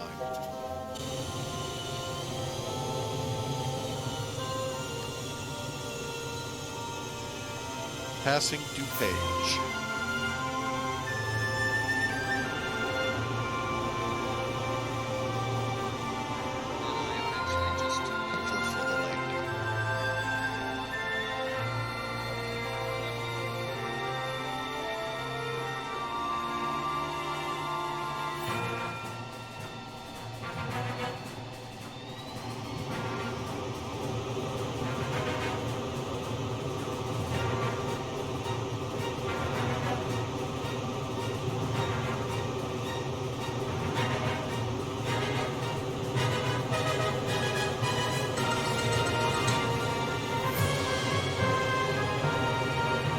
So we're now lined up, and we're going to look at it from a couple of angles, folks.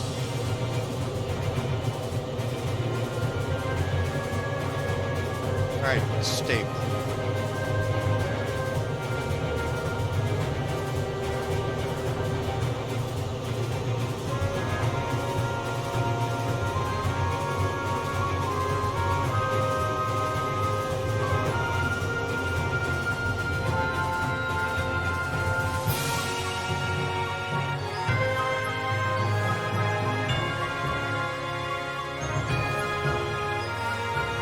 Attest to a center line landing. Actually, not a bad landing at all. I'm having a hard time seeing 300 feet a minute in that one, folks. But that's what it recorded, so gotta go by it.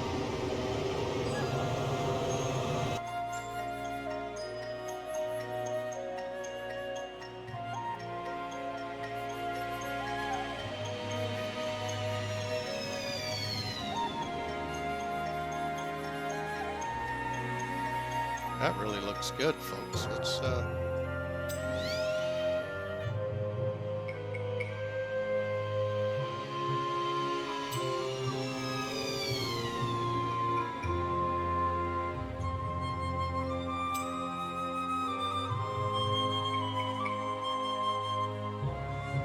right, let's get a couple other angles. Let's look at the one wing view I have with this plane. Granted, not a bad view. I think this is what comes with the 100, but it looks really good.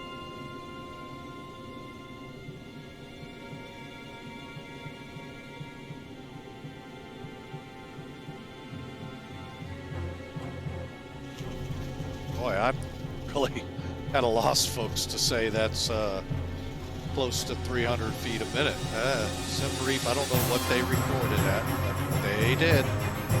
Let's see what the tower looks like.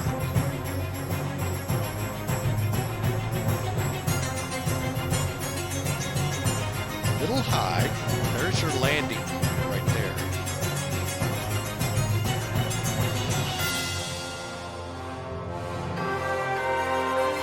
Folks, that is not a bad landing. One more time.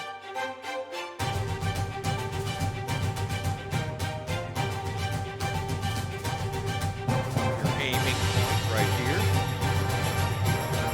We're long, but you know, here it's not bad. Wow. All right, folks. Well, that was a good landing. Well, I want to tell you, it's been a fun day. Spaceman. Welcome aboard. And yes, your 727-100 made it safely to the I hope you have a great day there, Spaceman. Kind of took that turn a little hard, but you know what? I really just wanted to get rid of Chicago approach. Oh well, folks, we're on the ground here in O'Hare. I hope you enjoyed the ride from JFK over to here. We'll have it up on YouTube here in a couple days. Spaceman 634, the man that's behind Pan Am Virtual. I hope you enjoy watching it. And check them out, folks, if you're interested in Pan Am, Atlas, TWA. Great airline, good technology, good bunch of people. I've enjoyed flying with them, and we'll continue here for a while. So, folks, we put her back in the stand, and we'll go ahead and wrap this up.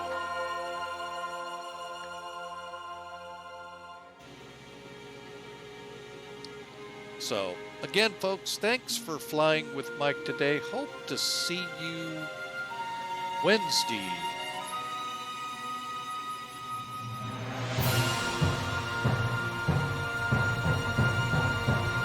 Oops. Have a great day. God bless. Talk to you then.